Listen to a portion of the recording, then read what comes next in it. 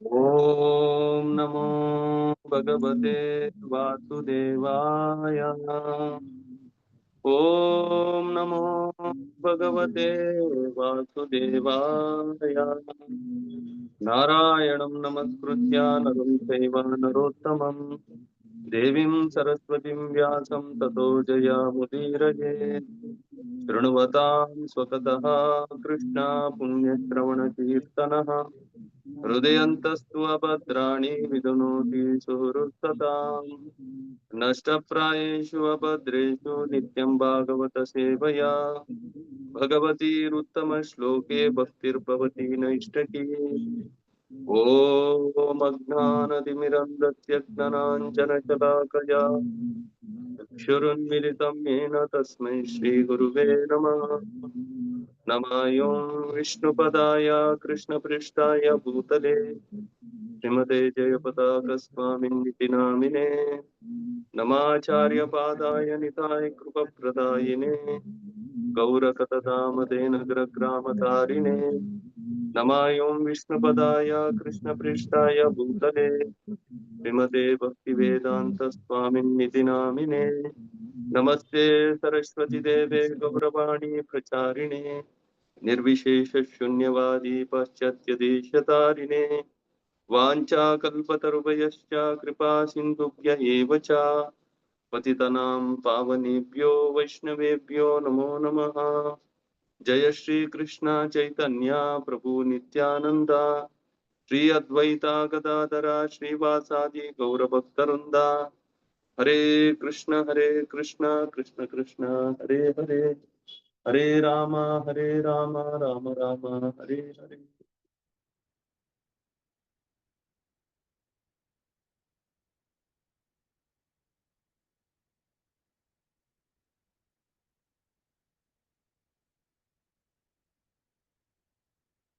ಹರೇ ಕೃಷ್ಣ. ಶ್ರೀಮದ್ ಭಾಗವತಂ ಸ್ಕಂದ 1 ಅಧ್ಯಾಯ 3 ಸಕಲ ಅವತಾರಗಳಿಗೆ ಆದಿಮೂಲನಾದ ಕೃಷ್ಣ. ಶ್ಲೋಕ 44. ಯಾರು ಓದ್ತೀರಾ ಇವತ್ತು? ಶೋಭಾರಾಣಿ ಮಾತಾಜಿ.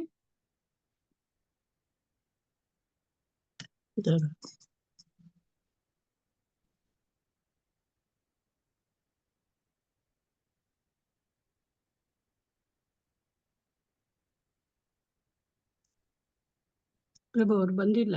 ಸುವರ್ಣ ಮಾತಾಜಿ ಓದ್ತೀರಾ?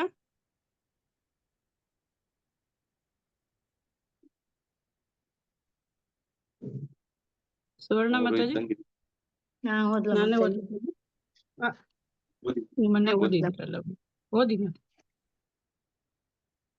ಮಾತಾಜಿ. ಹಾ, ಓದಿ. ಹರೇ ಕೃಷ್ಣ. ಶ್ಲೋಕ 44. ಸಕಲ ಅವತಾರಗಳಿಗೆ ಆದಿಮೂಲನಾದ ಕೃಷ್ಣ. ತತ್ರ ಕೀರ್ತಯತೋ ವಿಪ್ರಸೇರ್ಭೂರಿ ತೇಜಸಃ ಅಹಂ ಚಾದ್ಯಗಮಂ ತತ್ರ ನಿಮಿಷ್ಟಸ್ತದನುಗ್ರಹಾತ್ ಸೋ ಅಹಂ ವಹ ಶ್ರಾವಯಿಷ್ಯಾಮಿ ಯಥಾದೀತಂ ಯಥಾಮತಿಃ. ತತ್ರ ಶಬ್ದಾರ್ಥ ತತ್ರ ಅಲ್ಲಿ, ಕೀರ್ತಯತಃ ಹೇಳುತ್ತಿರುವಾಗ, ವಿಪ್ರಹ ಎಲೆ ಬ್ರಾಹ್ಮಣರೇ, ವಿಪ್ರ ಋಷೆ ಶ್ರೇಷ್ಠನಾದ ಬ್ರಾಹ್ಮಣ ಋಷಿಯಿಂದ, ಭೂರಿ ಮಹತ್ತಾಗಿ, ತೇಜಸಃ ತೇಜಸ್ವಿಯಾದ, ಅಹಂ ನಾನು, ಚ ಕೂಡ, ಅದ್ಯಗಮಂ ಅರಿಯಲು ಶಕ್ತನಾದನು, ತತ್ರ ಆ ಸಭೆಯಲ್ಲಿ, ನಿವಿಷ್ಟ ಸಂಪೂರ್ಣ ಗಮನವಿಟ್ಟು, ತತ್ ಅನುಗ್ರಹಾತ್ ಅವನ ಕೃಪೆಯಿಂದ, ಸಹ ಅದೇ, ಅಹಂ ನಾನು, ವಹ ನಿಮಗೆ, ಶ್ರಾವಯಿಷ್ಯಾಮಿ ಶ್ರವಣ ಮಾಡಿಸುತ್ತೇನೆ, ಯಥಾ ಅದೀತಂ ಯಥಾಮತಿ ನನ್ನ ಸಾಕ್ಷಾತ್ಕಾರಕ್ಕೆ ಅನುಗುಣವಾಗಿ. ಅನುವಾದ: ಪರಿಣತರಾದ ಹೇ ಬ್ರಾಹ್ಮಣರೇ, ಶುಕಮುನಿಗಳು ಭಾಗವತವನ್ನು ಅಲ್ಲಿ ಅಂದ್ರೆ ಚಕ್ರವರ್ತಿ ಪರೀಕ್ಷಿತನ ಸಮ್ಮುಖದಲ್ಲಿ ಪ್ರವಚನ ಮಾಡಿದಾಗ ನಾನು ಏಕಾಗ್ರತೆಯಿಂದ ಅದನ್ನು ಕೇಳಿಸಿಕೊಂಡೆನು ಮತ್ತು ತೇಜಸ್ವಿಯಾದ ಮಹರ್ಷಿಯ ಕರುಣೆಯಿಂದ ಭಾಗವತವನ್ನು ಅರಿತುಕೊಂಡೆನು. ನಾನು ಯಾವುದನ್ನು ಅವರಿಂದ ಕಲಿತು ಸಾಕ್ಷಾತ್ಕಾರ ಮಾಡಿಕೊಂಡೆನೋ ಅದನ್ನೇ ಈಗ ನಿಮಗೆ ಶ್ರವಣ ಮಾಡುತ್ತೇನೆ. ಹರೇ ಕೃಷ್ಣ. ಹರೇ ಕೃಷ್ಣ. ಥ್ಯಾಂಕ್ಸ್ ಮಾತಾಜಿ.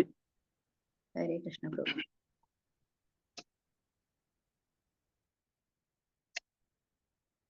ಇಂದಿನ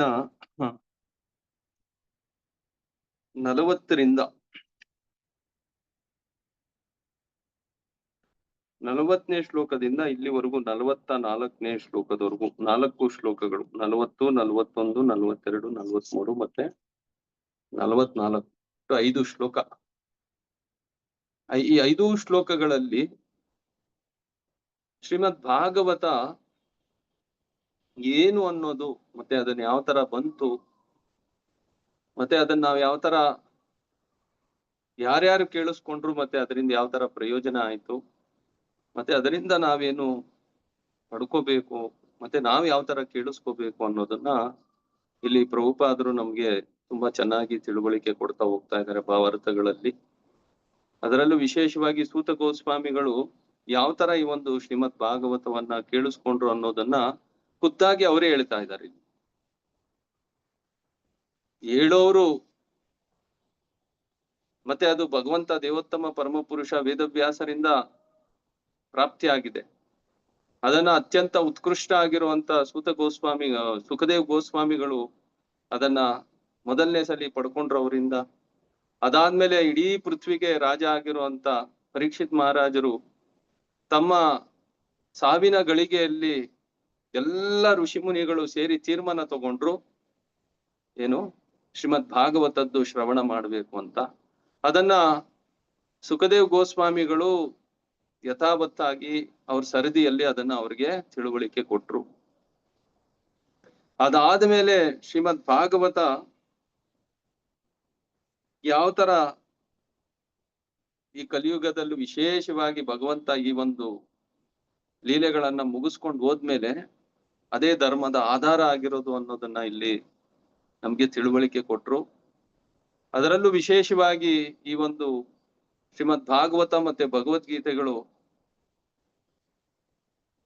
ಯಾಕೆಂದ್ರೆ ಕಲಿಯುಗದ ಪ್ರಭಾವದಿಂದ ಪ್ರತಿಯೊಬ್ಬ ವ್ಯಕ್ತಿನೂ ಕೂಡ ಧರ್ಮದ ವಿಚಾರದಲ್ಲಿ ಏನಾಗಿದ್ದಾನೆ, ಅವನು ದೃಷ್ಟಿ ಕಳ್ಕೊಂಡ್ಬಿಟ್ಟಿದ್ದಾರೆ, ಕುರುಡರಾಗಿದ್ದಾರೆ. ಅದರಿಂದ ಈ ಒಂದು ಕಣ್ಣನ್ನ ಭಗವಂತ ಅನುಗ್ರಹ ಮಾಡಿ ಕೊಟ್ಟ ಭಗವದ್ಗೀತೆ ಮತ್ತು ಭಾಗವತಗಳನ್ನು. ಇದೆಲ್ಲ ವಿಚಾರಗಳು ನಾವು ಇಲ್ಲಿವರೆಗೂ ತಿಳುವಳಿಕೆ ಪಟ್ವಿ. ಅದಾದ್ಮೇಲೆ ಇವತ್ತು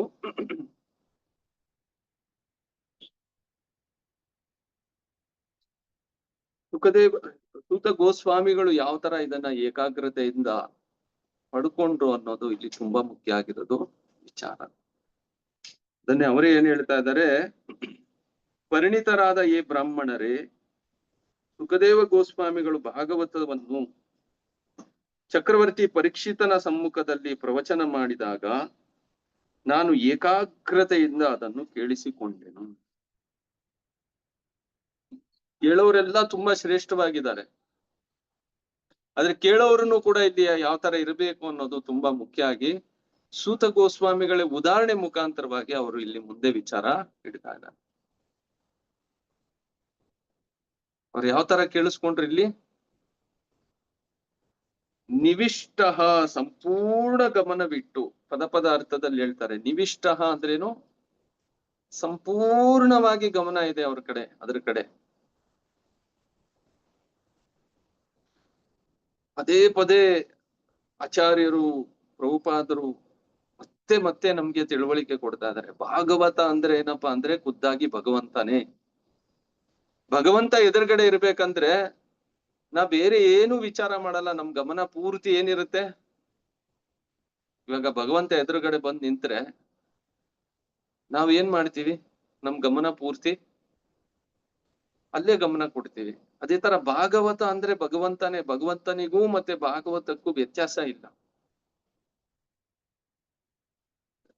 ಭಾಗವತ ಯಾವಾಗ ನಾವು ಕೇಳಿಸ್ಕೊತಾ ಇದೀವೋ ಅಲ್ಲಿ ನಮ್ಮ ಗಮನ ಪೂರ್ತಿ ಆ ಕಡೆನೆ ಇರಬೇಕು.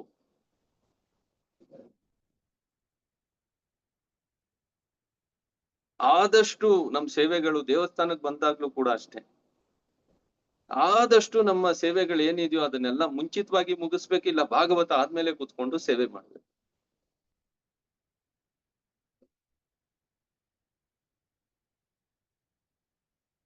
ಅವಾಗ ನಿಜವಾಗ್ಲೂ ನಮಗೆ ಭಾಗವತದಿಂದ ಅನುಗ್ರಹ ಪ್ರಾಪ್ತಿ ಆಗತ್ತೆ. ಭಗವಂತ ಎದುರುಗಡೆ ಬಂದ್ ನಿಂತ್ರೇನು ಕೂಡ ನಾವು ಅದ್ರ ಕಡೆ ಗಮನ ಕೊಡ್ಲಿಲ್ಲ ಅಂದ್ರೆ ಅವಾಗ ಭಗವಂತ ಅನುಗ್ರಹ ಕೊಡ್ತಾರಾ? ಇಲ್ಲ. ಅದಕ್ಕೆ ಒಂದು ಒಳ್ಳೆ ಉದಾಹರಣೆ ಏನು ನಮ್ಗೆ ಲೀಲೆಯಲ್ಲಿ ತಿಳುವಳಿಕೆ ಕೊಡ್ತಾರೆ. ನಾನು ಮುಂಚೆನೂ ಕೂಡ ಚರ್ಚೆ ಮಾಡಿದ್ವಿ ಇದನ್ನ. ಯಶೋಧ ಮಾತೆ ದಾಮೋದರ್ ಲೀಲೆ. ಯಶೋಧ ಮಾತೆ ಕೃಷ್ಣ ಹಾಲ್ ಕೇಳ್ತಾ ಇದ್ದಾರೆ. ಹಾಲನ್ನು ಕೊಡ್ಬೇಕಾಗಿರೋದು ಕೃಷ್ಣನಿಗೆ, ನೇರವಾಗಿ ಕೃಷ್ಣನೇ ಹಾಲ್ ಕೇಳ್ಬೇಕಂದ್ರೆ ಕೃಷ್ಣನಿಗೆ ಹಾಲ್ ಕುಡಿಸ್ಬೇಕಾಗಿರೋದು ಅವ್ರದ್ದು ಧರ್ಮ. ಅದು ಅದನ್ನ ಬಿಟ್ಟು ಒಲೆಯಲ್ಲಿರೋ ಹಾಲನ್ನ ನಾನು ಇಳಿಸ್ತೀನಿ ಅಂತ ಪಕ್ಕಕ್ಕಿಟ್ಟು ಹೋದ್ರಲ್ವಾ, ಅವಾಗ ಕೃಷ್ಣನಿಗೆ ಕೋಪ ಬಂತು.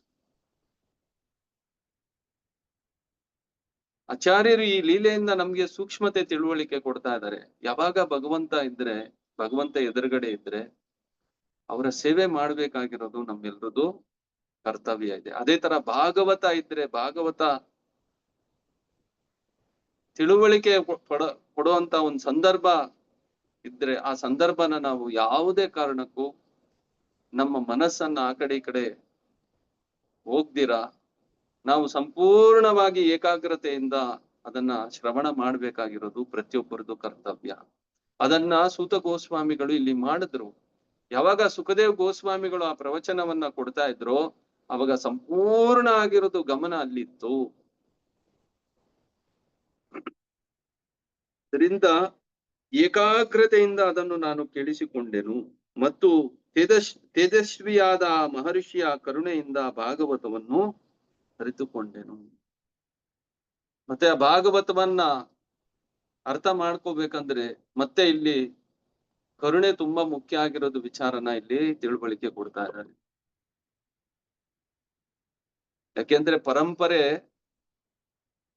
ವಿಶೇಷವಾಗಿ ನಮ್ಮ ಪರಂಪರೆ, ಅದರಲ್ಲೂ ಇದಕ್ಕೆ ಪ್ರಾರಂಭದಲ್ಲೇ ಶಿಲ ಪ್ರಭುಪಾದರು ಚೈತನ್ಯ ಮಹಾಪ್ರಭುದು ವಿಚಾರನೆ ಮುಂದೆ ಇಟ್ರು. ಯಾಕೆಂದ್ರೆ ಚೈತನ್ಯ ಮಹಾಪ್ರಭು ಖುದ್ದಾಗಿ ದೇವೋತ್ತಮ ಪರಮ ಪುರುಷ, ಕೃಷ್ಣನ ಅವತಾರ. ಅವ್ರ ಉದ್ದೇಶ ಬಂದಿದ್ಯಾಕಪ್ಪ ಅಂದ್ರೆ, ಉದ್ದೇಶ ಏನಪ್ಪಾ ಅಂದ್ರೆ ಅವ್ರದ್ದು ಎರಡೇ ವಿಚಾರ ಇತ್ತು. ಒಂದೇನು,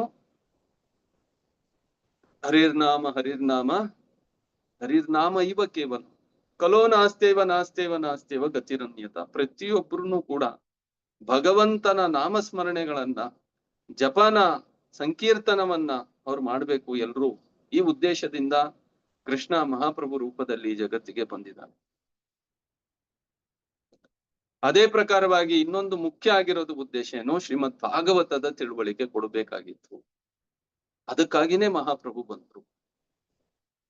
ಎಲ್ಲೆಲ್ಲಿ ಮಹಾಪ್ರಭು ಪ್ರಚಾರ ಮಾಡಿದ್ರು, ಅದು ರೂಪ ಗೋಸ್ವಾಮಿಗಳಿಗೆ, ಸನಾತನ ಗೋಸ್ವಾಮಿಗಳಿಗಿರ್ಬೋದು, ರಮಾನಂದ ರಾಯರಿಗಿರ್ಬೋದು, ಈ ಕಡೆ ಸಾರ್ವಭೌಮ ಭಟ್ಟಾಚಾರ್ಯರಿಗಿರ್ಬೋದು, ಆ ಕಡೆ ಪ್ರಕಾಶಾನಂದ ಸರಸ್ವತಿಗಳಿಗಿರ್ಬೋದು, ಎಲ್ಲಾ ಕಡೆ ಒಂದೇ ವಿಚಾರ ಹೇಳಿದ್ದವರು. ಏನಪ್ಪಾ ಅಂದ್ರೆ ಶ್ರೀಮದ್ ಭಾಗವತ.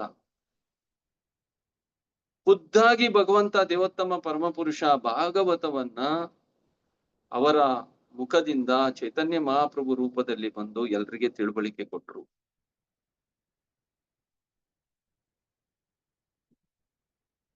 ಅದರಿಂದ ನಾವು ಈ ಎರಡೂ ನಮ್ಮ ಜೀವನದಲ್ಲಿ ನಾವು ಆಧ್ಯಾತ್ಮಿಕವಾಗಿ ಮುಂದುವರಿಬೇಕಂದ್ರೆ ನಾವು ಇದು ಎರಡಕ್ಕೂ ತುಂಬಾ ಗಮನ ಕೊಡ್ಲೇಬೇಕು.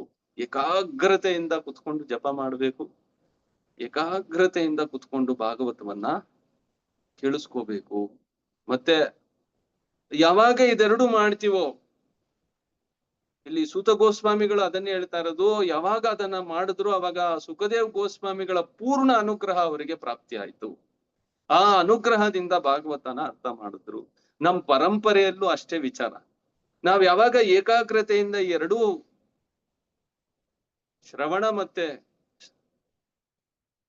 ಜಪ ಇದೆರಡಕ್ಕೂ ಯಾವಾಗ ಗಮನ ಕೊಡ್ತೀವೋ ಅವಾಗ ಖಂಡಿತವಾಗ್ಲೂ ಪರಂಪರೆದು ಅನುಗ್ರಹ, ಮಹಾಪ್ರಭುದು ಅನುಗ್ರಹ ಒಬ್ಬ ವ್ಯಕ್ತಿಗೆ ಪ್ರಾಪ್ತಿ ಆಗೇ ಆಗತ್ತೆ. ಇದ್ರಲ್ಲಿ ಏನೂ ಸಂಶಯ ಇಲ್ಲ. ಅದಕ್ಕೆ ಒಂದೇ ದಾರಿ, ಇದೇ ದಾರಿ ಇರೋದು. ನಾವ್ ಯಾವಾಗ ಇದನ್ನ ತುಂಬಾ ಗಮನ ಕೊಟ್ಟು ಕೇಳಿಸ್ಕೋತೀವೋ ಅವಾಗ ಖಂಡಿತವಾಗ್ಲೂ ಅದರಿಂದ ನಾವು ಭಗವಂತನ ಸೇವೆನ ತುಂಬಾ ಚೆನ್ನಾಗಿ ಮಾಡ್ಬೋದು. ಒಳ್ಳೆ ಪ್ರಜ್ಞೆ ಇಟ್ಕೊಂಡು ಮಾಡ್ಬೋದು. ಅಲ್ಲಿ ಯಾವುದೇ ತರ ಏತು ಅಪೇಕ್ಷೆಗಳು ಅಲ್ಲಿ ಇರಲ್ಲ ಅವಾಗ. ಆದ್ರೆ ಯಾವಾಗ ನಾವ್ ಇದನ್ನ ಸರಿಯಾಗಿ ಮಾಡ್ದಿರಾ, ಜಪ ಸರಿಯಾಗಿ ಮಾಡ್ದಿರಾ, ಯಾವಾಗ ಭಾಗವತವನ್ನ ಸರಿಯಾಗಿ ಕೇಳಿಸ್ಕೊಳ್ತೀರಾ, ನಾವ್ ಯಾವಾಗ ಏನೆಲ್ಲ ಮಾಡ್ತಾ ಇರ್ತೀವೋ ಅದರಲ್ಲಿ ಏನಿರುತ್ತೆ, ಯಾವುದೋ ಅಪೇಕ್ಷೆಗಳು ಅದರಲ್ಲಿ ಸೇರ್ಕೊಂಡ್ಬಿಡುತ್ತೆ. ಅಹೈತುಕಿ ಆಗಿರೋದು ಭಕ್ತಿ ಮಾಡೋದಿಕ್ಕೆ ನಮ್ಮಿಂದ ಸಾಧ್ಯ ಆಗೋದಿಲ್ಲ. ಅಹೈತುಕಿ ಭಕ್ತಿ ಇಲ್ಲ ಅಂದ್ರೆ ಅದು ಯಾವುದು ಭಗವಂತನಿಗೆ ಸಲ್ಲಲ್ಲ, ಭಗವಂತ ಅದನ್ನ ಸ್ವೀಕರಿಸಲ್ಲ.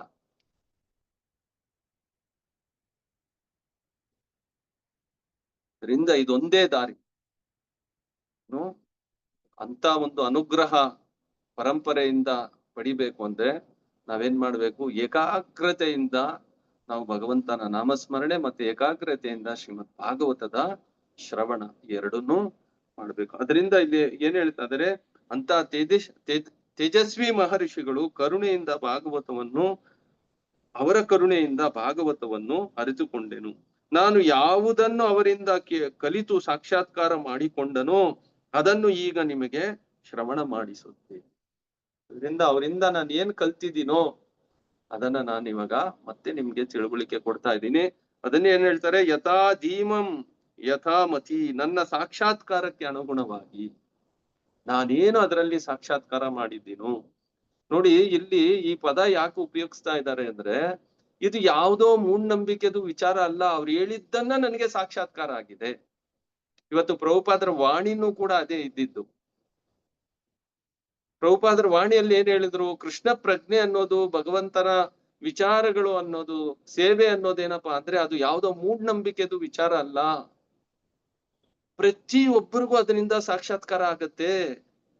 ಅವ್ರು ಎಷ್ಟು ಅದಕ್ಕೆ ಗಮನ ಕೊಡ್ತಾರ ಅಷ್ಟು ಅವರಿಗೆ ಸಾಕ್ಷಾತ್ಕಾರ ಪ್ರಾಪ್ತಿ. ಅದರಿಂದ ಇಂಥ ಅವಕಾಶ ನಾವು ಸರಿಯಾಗಿ ಉಪಯೋಗಿಸ್ಕೋಬೇಕು. ಇದು ಸಾಕ್ಷಾತ್ಕಾರದಲ್ಲಿರುವಂತ ವಿಚಾರಗಳೇ ಹೊರತು ಯಾವುದೋ ಊಹಾತ್ಮಕ ಚಿಂತನೆಗಳು ವಿಚಾರಗಳನ್ನ ಇಲ್ಲಿ ಮಂಡನೆ ಮಾಡ್ತಾ ಇಲ್ಲ. ಅವ್ರು ಹೇಳಿದ್ದನ್ನ ನಾನು ಸಾಕ್ಷಾತ್ಕಾರ ಮಾಡ್ಕೊಂಡಿದ್ದೀನಿ, ಆ ಸಾಕ್ಷಾತ್ಕಾರದಿಂದ ನಾನು ಇದನ್ನ ನಿಮ್ಗೆ ಹೇಳ್ತಾ ಇದ್ದೀನಿ ಅನ್ನೋದು ವಿಚಾರ ಇಲ್ಲಿ ಸುತ ಗೋಸ್ವಾಮಿಗಳು ತಿಳುವಳಿಕೆ ಕೊಟ್ರು. ಅದನ್ನೇ ಇಲ್ಲಿ ಪ್ರಭುಪಾದರು ಏನ್ ಹೇಳ್ತಾ ಇದಾರೆ ಭಾವಾರ್ಥದಲ್ಲಿ, ಸುಖಮುನಿಗಳಂತಹ ಆತ್ಮ ಸಾಕ್ಷಾತ್ಕಾರ ಪಡೆದ ಮಹತ್ವನಿಂದ ಭಾಗವತವನ್ನು ಕೇಳಿದ್ದೇ ಆದರೆ ಕೇಳಿದವನು ನಿಶ್ಚಯವಾಗಿ ಭಗವಾನ್ ಶ್ರೀ ಕೃಷ್ಣನ ಸನ್ನಿಧಿಯನ್ನು ಭಾಗವತದಲ್ಲಿ ನೇರವಾಗಿ ದರ್ಶಿಸಬಹುದು. ನೋಡಿ ಪ್ರಭುಪಾದರು ಅಲ್ಲಿಂದನೇ ಶುರು ಮಾಡ್ತಾರೆ. ಸಾಕ್ಷಾತ್ಕಾರ ಭಗವಂತನ ಸಾಕ್ಷಾತ್ಕಾರ ಭಾಗವತದ ಮುಖಾಂತರ ಒಬ್ಬ ವ್ಯಕ್ತಿಗೆ ಪ್ರಾಪ್ತಿ ಆಗುತ್ತೆ. ಯಾರಿಂದ ಕೇಳಿದ್ರು? ಸುಖದೇವ್ ಗೋಸ್ವಾಮಿ, ಸೂತ ಗೋಸ್ವಾಮಿಗಳು ಸುಖದೇವ್ ಗೋಸ್ವಾಮಿಗಳಿಂದ ಕೇಳಿ ತಿಳುವಳಿಕೆ ಪಟ್ಕೊಂಡ್ರು. ವೇದವ್ಯಾಸರು ಅವರಿಗೆ ಸುಖದೇವ್ ಗೋಸ್ವಾಮಿಗಳಿಗೆ ತಿಳುವಳಿಕೆ ಕೊಟ್ರು, ಅವರು ಅದನ್ನ ಸಾಕ್ಷಾತ್ಕಾರ ಮಾಡಿದ್ರು. ಮತ್ತೆ ಅಂತ ಒಂದು ಮಹಾತ್ಮರಿಂದ ಸಾಕ್ಷಾತ್ಕಾರ ಭಾಗವತವನ್ನ ಕೇಳೋದ್ರಿಂದ ಅವ್ರಿಗೂ ಕೂಡ ಸಾಕ್ಷಾತ್ಕಾರ ಆಗತ್ತೆ ಅನ್ನೋದೇ ಇಲ್ಲಿ ವಿಚಾರ. ಅದನ್ನ ಸೂತ ಗೋಸ್ವಾಮಿಗಳು ಪಡ್ಕೊಂಡ್ರು. ಅದನ್ನೇ ಭಗವದ್ಗೀತೆಯಲ್ಲಿ ಭಗವಂತ ಏನ್ ಹೇಳಿದ್ದು, ತದ್ವಿದ್ಧಿ ಪ್ರಣಿಪಾತೇನ ಪರಿಪ್ರಶ್ನೇನ ಸೇವೆಯ ಉಪದೇಕ್ಷಯಂತಿತೆ ಜ್ಞಾನಂ ಜ್ಞಾನಿನಸ್ತ ತತ್ವದರ್ಶಿನಃ ತತ್ವದರ್ಶಿನಃ. ಅವರಿಗೆ ಯಥಾವತ್ತಾಗಿ ಅದರದು ದರ್ಶನ ಆಯಿತು. ಅಂತ ಗುರುಗಳ ಹತ್ರಕ್ಕೆ ಹೋಗಿ ನಾವೇನ್ ಮಾಡ್ಬೇಕು, ಭಗವಂತನ ವಿಚಾರಗಳನ್ನ ಪರಿಪ್ರಶ್ನೇನ ಸೇವೆಯ, ಅಂತವ್ರ ಹತ್ರಕ್ಕೆ ಹೋಗಿ ಪ್ರಶ್ನೆಗಳನ್ನ ಮಾಡ್ತಾ ವಿನಯಪೂರ್ವಕವಾಗಿ ಪ್ರಶ್ನೆ ಮಾಡ್ಬೇಕು, ಸೇವೆಗಳನ್ನ ಮಾಡ್ತಾ ಯಾರು ಭಾಗವತವನ್ನ ತಿಳುವಳಿಕೆ ಪಡೆಯಕ್ಕೆ ಪ್ರಯತ್ನ ಪಡ್ತಾರೋ ಅವರಿಗೆ ಇದು ಅನುಗ್ರಹ ಸಿಗತ್ತೆ. ಅಲ್ಲಿ ಏನಿರಲ್ಲ, ನಾನು ಅವಾಗ್ಲೇ ಹೇಳ್ದಂಗೆ ಅಲ್ಲಿ ಏನಿರಲ್ಲ, ಈ ಭೌತಿಕ ಅಪೇಕ್ಷೆಗಳಿರಲ್ಲ. ಇಲ್ಲಾಂದ್ರೆ ನಾವೇನ್ ಮಾಡ್ತೀವಿ, ನಾವ್ ಏನೇ ಮಾಡಿದ್ರೇನು ಕೂಡ ಅಲ್ಲಿ ಏನೋ ನಮ್ದು ಅಪೇಕ್ಷೆಗಳನ್ನ ಇಟ್ಕೊಂಡ್ಬಿಡ್ತೀವಿ. ಅದನ್ನೇ ಸರಳವಾಗಿ ನಮ್ಗೆ ಅರ್ಥ ಆಗತ್ತಾರೆ, ಏನ್ ಹೇಳ್ತಾರೆ, ಪೂಜಾ ಲಾಭ ಪ್ರತಿಷ್ಠೆ. ನಮ್ಗೇನೋ ಸಿಗ್ಬೇಕಂದ್ರಲ್ಲಿ ನನ್ಗೆಲ್ರೂ ಕೂಡ ಏನ್ ಮಾಡ್ಬೇಕು, ಸನ್ಮಾನ ಮಾಡ್ಬೇಕು. ಈ ತರ ವಿಚಾರಗಳಲ್ಲಿ ನಾವು ಯಾವಾಗ್ಲೂ ತೊಡಗ್ಬಿಡ್ತೀವಿ. ಅದರಿಂದ ಈ ವಿಚಾರಗಳು ಅಲ್ಲಿ ಇಲ್ಲ. ಯಾಕೆ? ಅಲ್ಲಿ ಶುದ್ಧ ಆಗಿರೋದು ಭಗವಂತನ ಭಾಗವತೋತ್ತಮರಾಗಿರುವಂತಹ ಸುಖದೇವ್ ಗೋಸ್ವಾಮಿಗಳು ತಿಳುವಳಿಕೆ ಕೊಟ್ರು. ಸೂತ ಗೋಸ್ವಾಮಿಗಳು ಅದನ್ನ ಯಥಾವತ್ತಾಗಿ ಅರ್ಥ ಮಾಡಿದ್ರು. ಅದರಿಂದ ಅವರು ಅದನ್ನ ಅದೇ ತರ ತಿಳುವಳಿಕೆ ಪಡ್ಕೊಂಡ್ರು, ಮತ್ತೆ ಸಾಕ್ಷಾತ್ಕಾರ ಪಡ್ಕೊಂಡ್ರು. ಅದಕ್ಕೆ ಇಲ್ಲಿ ಏನ್ ಹೇಳ್ತಾ ಇದ್ದಾರೆ ಪ್ರಭುಪಾದರು ಮುಂದುವರಿಸಿ, ಬಾಡಿಗೆಗೆ ದುಡಿಯುವ ಸುಳ್ಳು ಪ್ರವಚನಕಾರರ ಮೂಲಕ ಭಾಗವತವನ್ನು ಅರಿಯುವುದು ಅಸಾಧ್ಯ. ಪ್ರಭುಪಾದರು ಪದ ಹಾಕಿದಾರೆ ನೋಡಿ ಇಲ್ಲಿ, ಬಾಡಿಗೆಗೆ.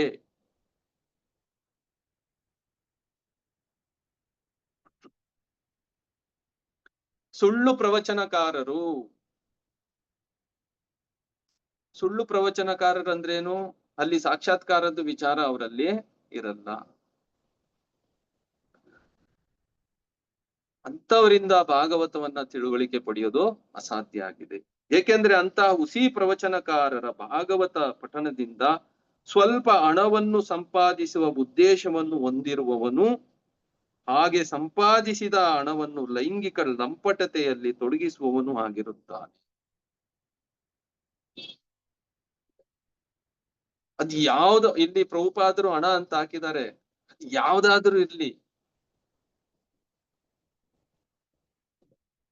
ಪೂಜಾ ಲಾಭ ಪ್ರತಿಷ್ಠೆಯಿಂದ ಮಾಡ್ತಾ ಇದ್ದಾರೆ ಅಂದ್ರೆ ಇನ್ಯಾರಿಗನ್ ಭಗವಂತನನ್ನ ಬಿಟ್ಟು ಇನ್ಯಾರಿಗೋ, ಇಲ್ಲ ಪರಂಪರೆಯನ್ನ ಬಿಟ್ಟು, ಗುರುಗಳನ್ನ ಬಿಟ್ಟು ಇನ್ಯಾರಿಗೋ ಸ್ಯಾಟಿಸ್ಫ್ಯಾಕ್ಷನ್ ಮಾಡ್ಬೇಕು ಅನ್ನೋದೇ ವಿಚಾರ ಅಲ್ಲಿ ಹೃದಯದಲ್ಲಿ ಇರುತ್ತೆ. ಓ ನಾನ್ ತುಂಬಾ ಚೆನ್ನಾಗಿ ಎಲ್ಲ ಕಲ್ತಿದ್ದೀನಿ, ಓ ನನ್ಗೆ ತುಂಬಾ ಚೆನ್ನಾಗಿ ಎಲ್ಲ ಅರ್ಥ ಆಗಿದೆ.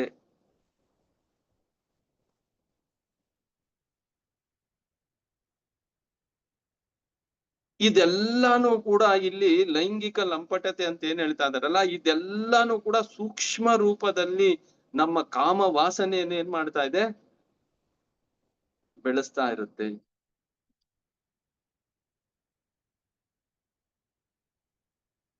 ಅದ್ ಯಾರಾದ್ರೂ ಆಗಿರ್ಲಿ, ಎದುರುಗಡೆ ಇರೋರು ಏನ್ ಮಾಡ್ಬೇಕು, ನಮ್ಮನ್ನ ಹೊಗಳ್ಬೇಕು.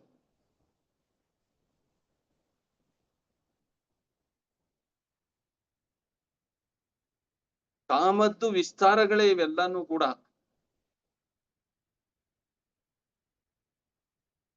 ಅದರಿಂದ ಇದು ತುಂಬಾ ಮುಖ್ಯ ಆಗಿರೋದು ವಿಚಾರ. ನಾವು ಈ ಮನೋಭಾವನೆಯಲ್ಲಿ ಯಾವತ್ತೂ ಕೂಡ ಭಾಗವತವನ್ನು ಕೇಳಿಸ್ಕೊಳ್ಳಬಾರದು, ಭಾಗವತವನ್ನು ಹೇಳಬಾರದು. ಪ್ರಭುಪಾದರು ಅದನ್ನೇ ಇಲ್ಲಿ ಹೇಳ್ತಾ ಇದ್ದಾರೆ.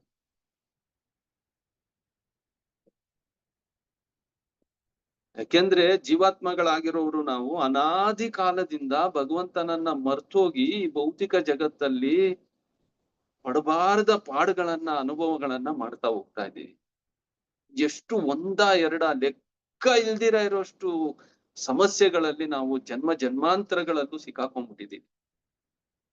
ಕಾರಣ ಏನಂದ್ರೆ ಒಂದೇ, ಕಾಮಯೇಷೆ ಕ್ರೋಧಯೇಷೆ ರಜೋಗುಣ ಸಮುದ್ಭವ. ಮಹಾಶನೋ ಮಹಾಪಾತ್ಮ ವಿದ್ಧಿ ಏನಂ ಇಹ ವೈರಿ. ವೈರಿ ಯಾರು ಅಂದ್ರೆ ರಜೋಗುಣದಿಂದ ಉತ್ಪತ್ತಿ ಆಗಿರುವಂತ ಕಾಮನೇ ನಮ್ಮನ್ನ ಏನ್ ಮಾಡಿದೆ, ಈ ಭೌತಿಕ ಜಗತ್ತಲ್ಲಿ ಬಲವಾಗಿ ನಮ್ಮನ್ನ ಹಿಡ್ಕೊಂಡ್ಬಿಟ್ಟಿದೆ.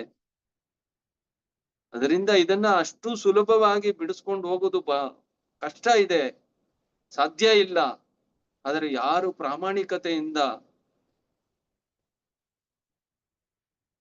ಇವಾಗ ಉದಾಹರಣೆ ತಗೊಳ್ಳಿ,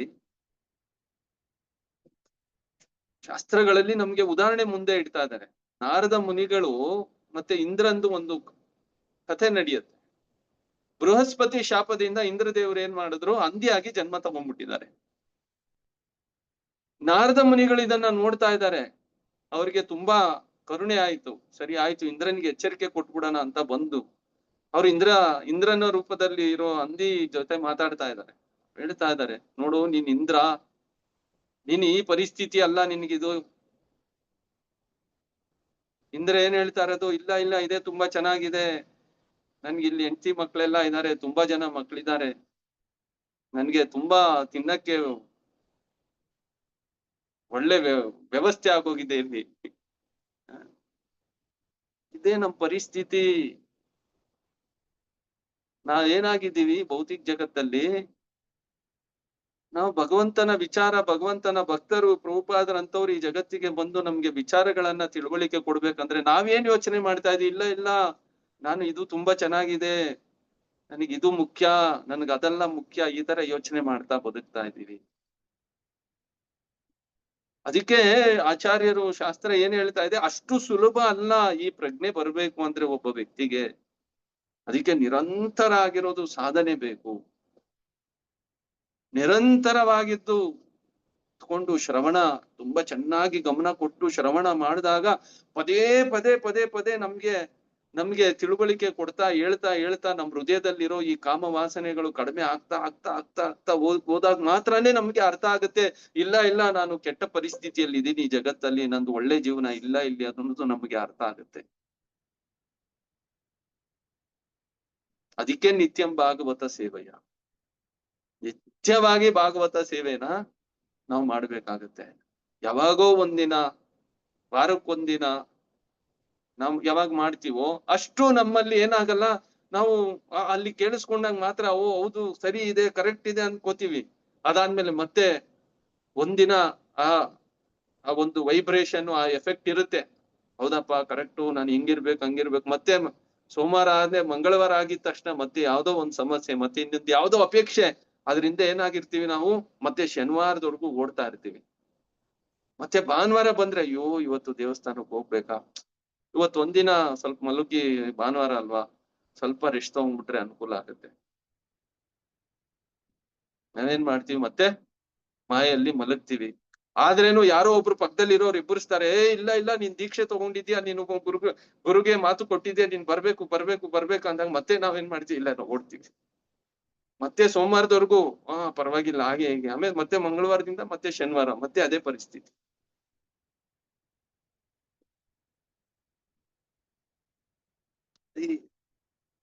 ಅದರಿಂದ ಈ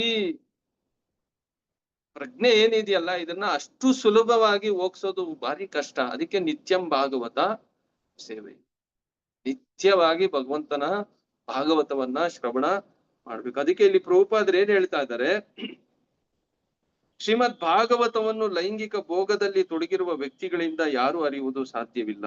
ಭಾಗವತ ಅಭ್ಯಾಸದ ರಹಸ್ಯವೇ ಅದು. ಕೇವಲ ಪ್ರಾಪಂಚಿಕ ಪಾಂಡಿತ್ಯದಿಂದ ಭಾಗವತವನ್ನು ವಿವರಿಸುವನಿಂದ ಕೂಡ ಯಾರು ಭಾಗವತವನ್ನು ಅರಿಯಲಾರರು. ನೋಡಿ ಇಲ್ಲಿ ರಹಸ್ಯ ತುಂಬಾ ಚೆನ್ನಾಗಿ ಪ್ರಭುಪಾದರು ನಮ್ಗೆ ತಿಳುವಳಿಕೆ ಕೊಡು. ಭಾಗವತವನ್ನ ಅರ್ಥ ಮಾಡ್ಕೋಬೇಕು ಅಂದ್ರೆ ಯಾರು ಈ ಭೌತಿಕ ಅಪೇಕ್ಷೆಗಳನ್ನ ಇಟ್ಕೊಂಡು, ಅದು ಹೇಳೋರಿರ್ಬೋದು ಕೇಳೋರಿರ್ಬೋದು, ಇಬ್ಬರಲ್ಲೂ ಕೂಡ ಆ ಅಪೇಕ್ಷೆಗಳನ್ನ ಏನ್ ಮಾಡ್ಬೇಕು, ನಾವು ಬಿಡ್ಲೇಬೇಕು. ಅದು ಪರಂಪರೆಯಿಂದ ಮಾತ್ರನೇ ಸಾಧ್ಯ ಆಗತ್ತೆ ಹೊರತು ಬೇರೆ ಯಾವುದೇ ವ್ಯವಸ್ಥೆಯಿಂದ ಇದನ್ನ ಪಡೆಯೋದಿಕ್ಕೆ ಖಂಡಿತವಾಗ್ಲೂ ಸಾಧ್ಯ ಇಲ್ಲ.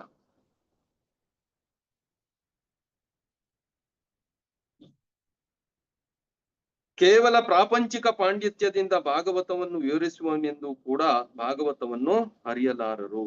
ನನ್ಗೆ ತುಂಬಾ ಪಾಂಡಿತ್ಯ ಇದೆ, ನಾನು ತುಂಬಾ ದೊಡ್ಡ ಸಂಸ್ಕೃತ ಪಂಡಿತ, ನನಗೆ ಶಬ್ದಗಳದ್ದು ಅರ್ಥ ನನಗೆ ಅರ್ಥ ಆಗ್ತಾ ಇದೆ ಇವಾಗ, ಆಗಲ್ಲ. ಅದು ಏನ್ ಹೇಳ್ತಾರೆ, ಭಾಗವತದಲ್ಲಿ ಭಗವಾನ್ ಶ್ರೀ ಕೃಷ್ಣನನ್ನು ಕಾಣಬೇಕೆಂದು ಅಪೇಕ್ಷಿಸುವ ವ್ಯಕ್ತಿಯು ಸುಖದೇವ್ ಗೋಸ್ವಾಮಿಗಳ ಪ್ರತಿನಿಧಿಯಿಂದ ಮಾತ್ರ ಭಾಗವತವನ್ನು ಕಲಿಯಬೇಕೇ ವಿನ ಬೇರೆ ಯಾರಿಂದಲೂ ಅಲ್ಲ.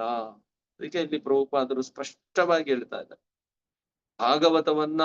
ಭಾಗವತದಿಂದ ಒಬ್ಬ ವ್ಯಕ್ತಿ ಕೃಷ್ಣನ ಸನ್ನಿಧಾನ, ಆ ಒಂದು ಸಾಕ್ಷಾತ್ಕಾರ ಒಬ್ಬ ವ್ಯಕ್ತಿಗೆ ಪಡಿಲೇಬೇಕು ಅನ್ನೋ ವಿಚಾರ ಇದ್ರೆ ಅವರು ಸುಖದೇವ್ ಗೋಸ್ವಾಮಿಗಳ ಪ್ರತಿನಿಧಿಗಳಿಂದ ಮಾತ್ರ ನಾವು ಅದನ್ನ ಕಲಿಲೇಬೇಕೇ ಹೊರತು ಬೇರೆ ಇನ್ಯಾರಿಂದನೂ ಕೂಡ ಇದನ್ನ ತಿಳುವಳಿಕೆ ಪಡೆಯಕ್ಕೆ ಸಾಧ್ಯ ಇಲ್ಲ. ಯಾಕೆಂದ್ರೆ ಇಲ್ಲಿ ಸುಖದೇವ್ ಗೋಸ್ವಾಮಿಗಳು ಮತ್ತೆ ಆ ಪರಂಪರೆ ಏನಿದೆ ಅಂದ್ರೆ ಎಲ್ರು ಕೂಡ ಏನಾಗಿರ್ತಾರಲ್ಲಿ, ಆಚಾರ ವಿಚಾರ ಪ್ರಚಾರ. ಮೊದಲು ಆಚರಣೆ, ಅದಾದ್ಮೇಲೆ ಸರಿಯಾಗಿರೋದು ವಿಚಾರ, ಫಸ್ಟ್ ಸೇವೆ. ಅವ್ರು ಹೇಳಿದ್ದನ್ನ ಕೇಳಿ ಆ ಪ್ರಕಾರವಾಗಿ ಜಪ ತಪಗಳಲ್ಲಿ ಏನಾಗಿರ್ತಾರೆ, ಅವರು ನೇಮ ನಿಷ್ಠೆಗಳಿಂದ ಅದನ್ನ ಮಾಡ್ತಾ ಇರ್ತಾರೆ. ಅದಾದ್ಮೇಲೆ ಏನ್ ಮಾಡ್ತಾರೆ, ಪ್ರಚಾರ. ಈ ಆಚಾರ ವಿಚಾರ ಪ್ರಚಾರ ಇಲ್ದಿರ ಇರೋರು ಯಾರು ಏನೇ ಮಾಡಿದ್ರೇನು ಕೂಡ ಅಲ್ಲಿ ಯಾವುದೋ ಭೌತಿಕ ಅಪೇಕ್ಷೆ ಇರುತ್ತೆ. ಭಾಗವತ ಕೇಳೋದ್ರಿಂದ ಏನೋ ಇದು ಸಿಕ್ಬಿಡ್ಬೋದೇನೋ, ಇದು ಸಿಗ್ಬೋದೇನೋ, ಅದು ಸಿಗ್ಬೋದೇನೋ. ಆದ್ರೆ ಸಿಗ್ಬೇಕಾಗಿರೋದು ಯಾರು?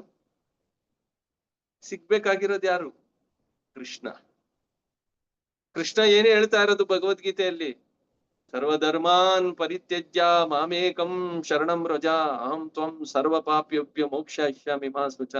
ನೀವು ಎಲ್ಲಾ ವಿಚಾರಗಳನ್ನ ಪಕ್ಕಕ್ಕಿಡಿ, ನನಗೆ ಶರಣಾಗತಿ ತಗೊಳ್ಳಿ. ಮತ್ತೆ ಪ್ರಾರಂಭದಲ್ಲಿ ಭಗವದ್ಗೀತೆಯಲ್ಲಿ ಭಗವಂತ ಏನ್ ಹೇಳೋದು? ಮಾತ್ರ ಸ್ಪರ್ಶಾಸ್ತು ಕೌಂತೆಯ ಶೀತೋಷ್ಣ ಸುಖ ದುಃಖದ ಆಗಮ ಅಪಾಯಿನೋ ಅನಿತ್ಯಾಂಸ್ತಾಂ ತಿತಿಕ್ಷಸ್ವ ಭರತ. ಈ ಭೌತಿಕ ಜಗತ್ತಲ್ಲಿ ಯಾವುದೇ ಪರಿಸ್ಥಿತಿಯಲ್ಲೂ ಕೂಡ ನೀವೇನ್ ಮಾಡ್ಬೇಡಿ, ನೀವು ವಿಚಲಿತರಾಗ್ಬೇಡಿ. ಸುಖ ದುಃಖಗಳಲ್ಲಿ ಸಮಚಿತ್ತದಿಂದಿರಿ. ಚಳಿಗಾಲ ಬೇಸಿಗೆಗಾಲಗಳು ಬರುತ್ತೆ, ಇಲ್ಲಿ ಸುಖ ದುಃಖಗಳು ಅದೇ ಪ್ರಕಾರವಾಗಿ ಬರ್ತಾ ಇರುತ್ತೆ. ಬಂದದ್ದನ್ನ ಸಹಿಸ್ಕೊಳ್ಳಿ, ಬಂದದ್ದೆಲ್ಲ ಬರಲಿ, ಗೋವಿಂದನ ದಯ ಹೊಂದಿರಲಿ. ಏನು ಬರುತ್ತ ಅದೆಲ್ಲ ಬರ್ತಾ ಇರ್ಲಿ. ಭೌತಿಕ ಅಪೇಕ್ಷೆಗಳು, ಈ ಪ್ರಪಂಚದಲ್ಲಿ ನನಗಿದು ಸಿಗಬೇಕು ಅಂತ ಕೃಷ್ಣನ ಹತ್ರಕ್ಕೆ ಯಾವತ್ತೂ ಹೋಗ್ಬಾರ್ದು. ಇದು ನನಗೆ ಬೇಕು ಅಂತ ಅವನ ಹತ್ರ ಯಾವತ್ತೂ ಹೋಗ್ಬಾರ್ದು. ನಾವು ಕೇಳ್ಬೇಕಾಗಿರೋದು ಒಂದೇ, ಹರೇ ಕೃಷ್ಣ ಕೃಷ್ಣ ಕೃಷ್ಣ ಹರೇ ಹರೇ, ಹರೇ ರಾಮ ರಾಮ ರಾಮ ಹರೇ ಹರೇ. ಕೃಷ್ಣ, ನಿನ್ ಸೇವೆಯಲ್ಲಿ ನನ್ನನ್ನ ತೊಡಗಿಸು, ನಿನ್ನ ಸೇವಕರನ್ನಾಗಿ ನನ್ನನ್ನ ಮಾಡ್ಕೋ, ದಾಸನ ಮಾಡಿಕೋ ಎನ್ನ ಸಾಸಿರ ನಾಮದ ವೆಂಕಟ ರಮಣ. ದುರ್ಬುದ್ಧಿಗಳನ್ನೆಲ್ಲ ಬಿಡಿಸೋ ನಿನ್ನ ಕರುಣ ಪುಷ್ಪ ಎನ್ನ ಶಿರದಲ್ಲಿ ಮುಡಿಸು. ಈ ದುರ್ಬುದ್ಧಿಗಳು, ಈ ಅಪೇಕ್ಷೆಗಳು, ಯಾವುದೇ ತರ ಅಪೇಕ್ಷೆ ಇರ್ಬೋದು, ಅದು ಒಳ್ಳೇದಿರ್ಬೋದು ಕೆಟ್ಟದ್ದಿರ್ಬೋದು, ಎರಡನ್ನೂ ಕೂಡ ಭೌತಿಕ ಜಗತ್ತಲ್ಲಿ ಒಳ್ಳೇದಿರ್ಲಿ ಕೆಟ್ಟದ್ದಿರ್ಲಿ ಎಲ್ಲಾನು ಕೂಡ ನಮ್ಮನ್ನ ಬಂಧನಕ್ಕೆ ಕಾರಣ ಮಾಡ್ತಾ ಇದೆ. ನಾವು ಕೃಷ್ಣನ್ ಸೇವೆ ಮಾಡ್ತಾ ಇರೋದು, ಕೃಷ್ಣನ್ ಹತ್ರಕ್ಕೆ ಹೋಗ್ತಾ ಇರೋದು ಯಾವುದೇ ಅಪೇಕ್ಷೆಗಳಿಂದಲ್ಲ. ನಾನು ಅವನ ಸೇವಕನಾಗ್ಬೇಕು ಅನ್ನೋದೇ ಒಂದೇ ವಿಚಾರ. ಅದು ಪರಂಪರೆಯಿಂದ ಮಾತ್ರ ಒಬ್ಬ ವ್ಯಕ್ತಿಗೆ ಅರ್ಥ ಆಗುತ್ತೆ. ಅಂತವನು ಮಾತ್ರನೇ ಕೃಷ್ಣ ಸಿಗೋದು, ಬೇರೆ ಇನ್ಯಾರಿಗೂ ಕೂಡ ಕೃಷ್ಣ ಸಿಗಲ್ಲ. ಯೋಗಿಗಳು, ತಪಸ್ವಿಗಳು ಏನೇನೋ ಪಡೆಯೋದಿಕ್ಕೆ ಪ್ರಯತ್ನ ಪಡ್ತಾ ಇದ್ದಾರೆ, ಅವ್ರ ಎದುರುಗಡೆ ಕೃಷ್ಣ ಬರ್ತಾರ? ಇಲ್ಲ.